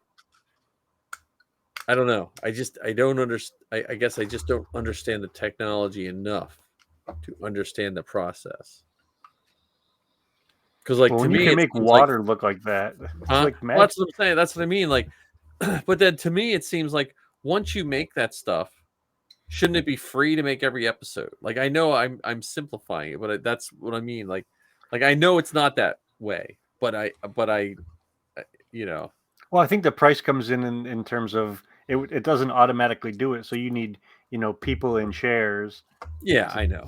So the programming exists, but you need to have that programmer do the things necessary to have the stuff show up on screen. I just picture, hey, just make a video game of it and have your people give them a script and have them play it. Cut, No, I'm glad it's back. I'm glad, and it's a decent amount of seasons. Like I'm not complaining about the short seasons of the live action, but man, I do miss when this season is takes up almost an entire year. Yeah. Well, I mean, look, you may not want to complain, but I certainly will. I need more Star Wars. Yeah. So was my Disney Plus broken, or did the same thing happen to you? You know how at the beginning of these shows they usually have, a recap of the last thing, and then they have that little icon that shows up on the screen that says skip intro. I never push that when I watch these shows, and I don't remember seeing an intro. It had the little icon that says skip intro, but I don't remember seeing an intro. I didn't get one for mine either. So I saw the whole intro, everything. I got the intro, but I didn't get a recap. And then I got something in my Disney Plus went blank. It came up in error, and I had to restart it like 3 times till it worked. It was like content error or something like that. I was like, oh. Yeah, because I don't remember seeing a recap. I don't remember seeing an intro. You have to check it out. And the other thing I think is fantastic about this, and it stays in line with a lot of other Star Wars stuff, that first episode where you see them running from the giant blue crabs. Yeah. It's literally dropping you in the middle of a mission. You have no idea truly what the mission was, other than they're now running from these giant crabs and wreckers carrying a big box of something. Yep, and you never found out what was in the box either. No. Nope. But that's Star Wars. That's quintessential Star Wars in the sense that, and the other thing that we said to you last week, actually, I think I said this to you. I'm surprised that they chose the voice actress that they chose for that first episode. Oh yeah, for Wanda Sykes. Wanda Sykes. Yeah. I don't think I would have ever picked her out of all the comedians or actresses. I didn't think she would be interested in doing a Star Wars.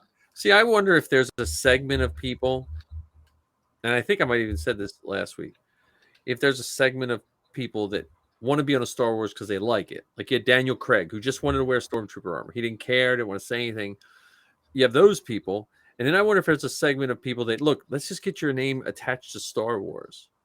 Because I like Wanda Sykes, but no one's talked about her in years. And she's had more press over being a couple seconds on a cartoon. So I wonder if it's like a combo of both of those. Well, in that case, Kathleen Kennedy should put all of us, the 3 of us, in there then. There you go. Yeah. But that's what I'm saying. Like, I wonder if it's a little bit of both. And you have Star Wars to thank. I mean, you have Clone Wars and especially Rebels to thank, in the sense that before them there was tons of animation coming out, but there was very few people that really give 2 craps about who voiced what. Other than possibly The Simpsons and a few other cartoons, no one really cared who voiced what.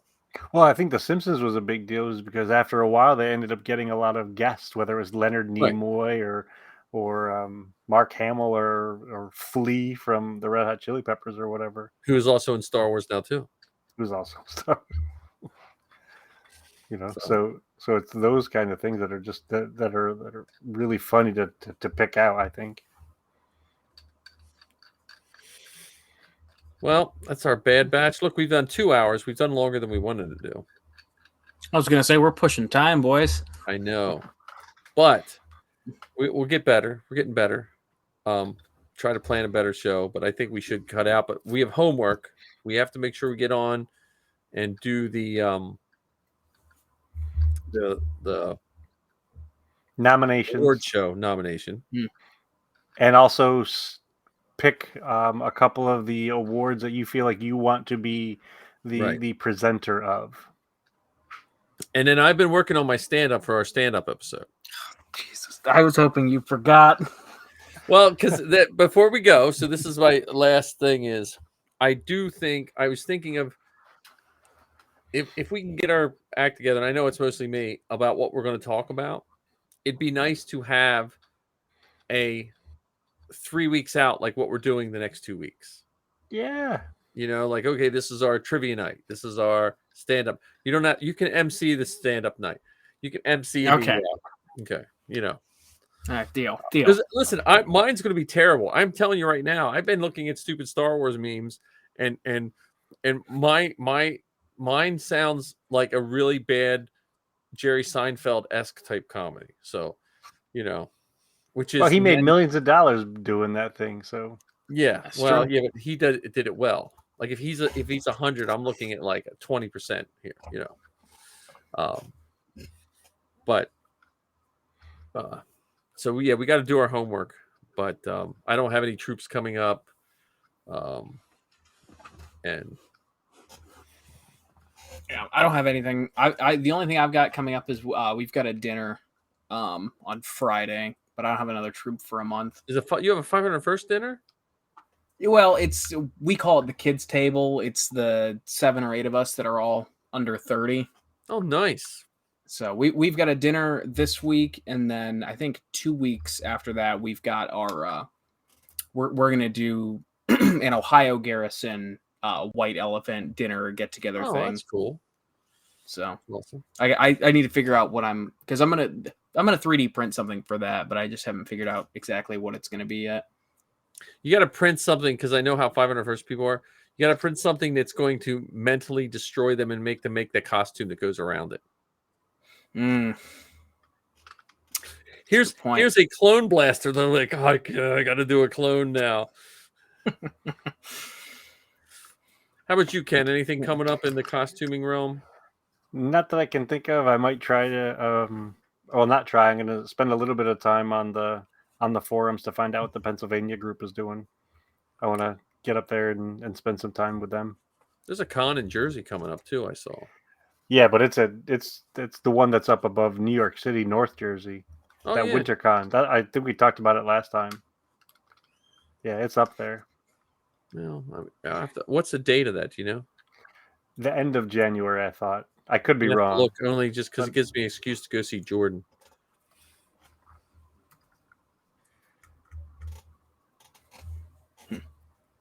I'm not even sure. And we got to test fit her Ahsoka in the next couple weeks too. January 28th, Garden State Winterfest. That's what it's called. But I'm sure if I'll make sure I'm better prepared for next week, and at the very least, I can talk about some upcoming events that might be happening in New Jersey or Pennsylvania. I'm going to be spending a lot more time with the Pennsylvania group in 2023. Yeah, well, that's cool. That's good. That's a good group of guys. I don't have anything coming up either, but I am going to do our outro, and then John missed our intro. I did not miss it. I saw it. I just wasn't here. In the shower? We were talking about your shower phone. I know. I was listening. I looked.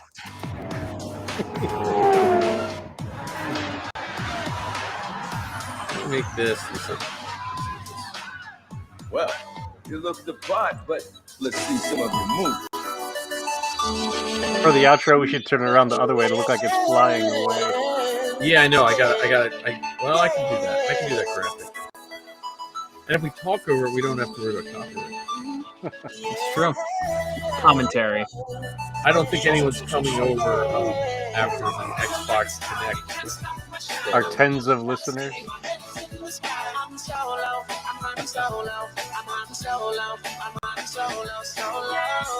Yeah, I'm feeling good tonight. Finally feeling free and it feels so right. Oh, time to do the things I like. Tonight was the first time we ever had someone as a guest from the United Kingdom, from Britain. Hang on a sec. Let me get this thing off. Thank you, everyone that watched and is watching. Now I got myself together. Now I made it through the weather. Better days are gonna get better. I'm so happy.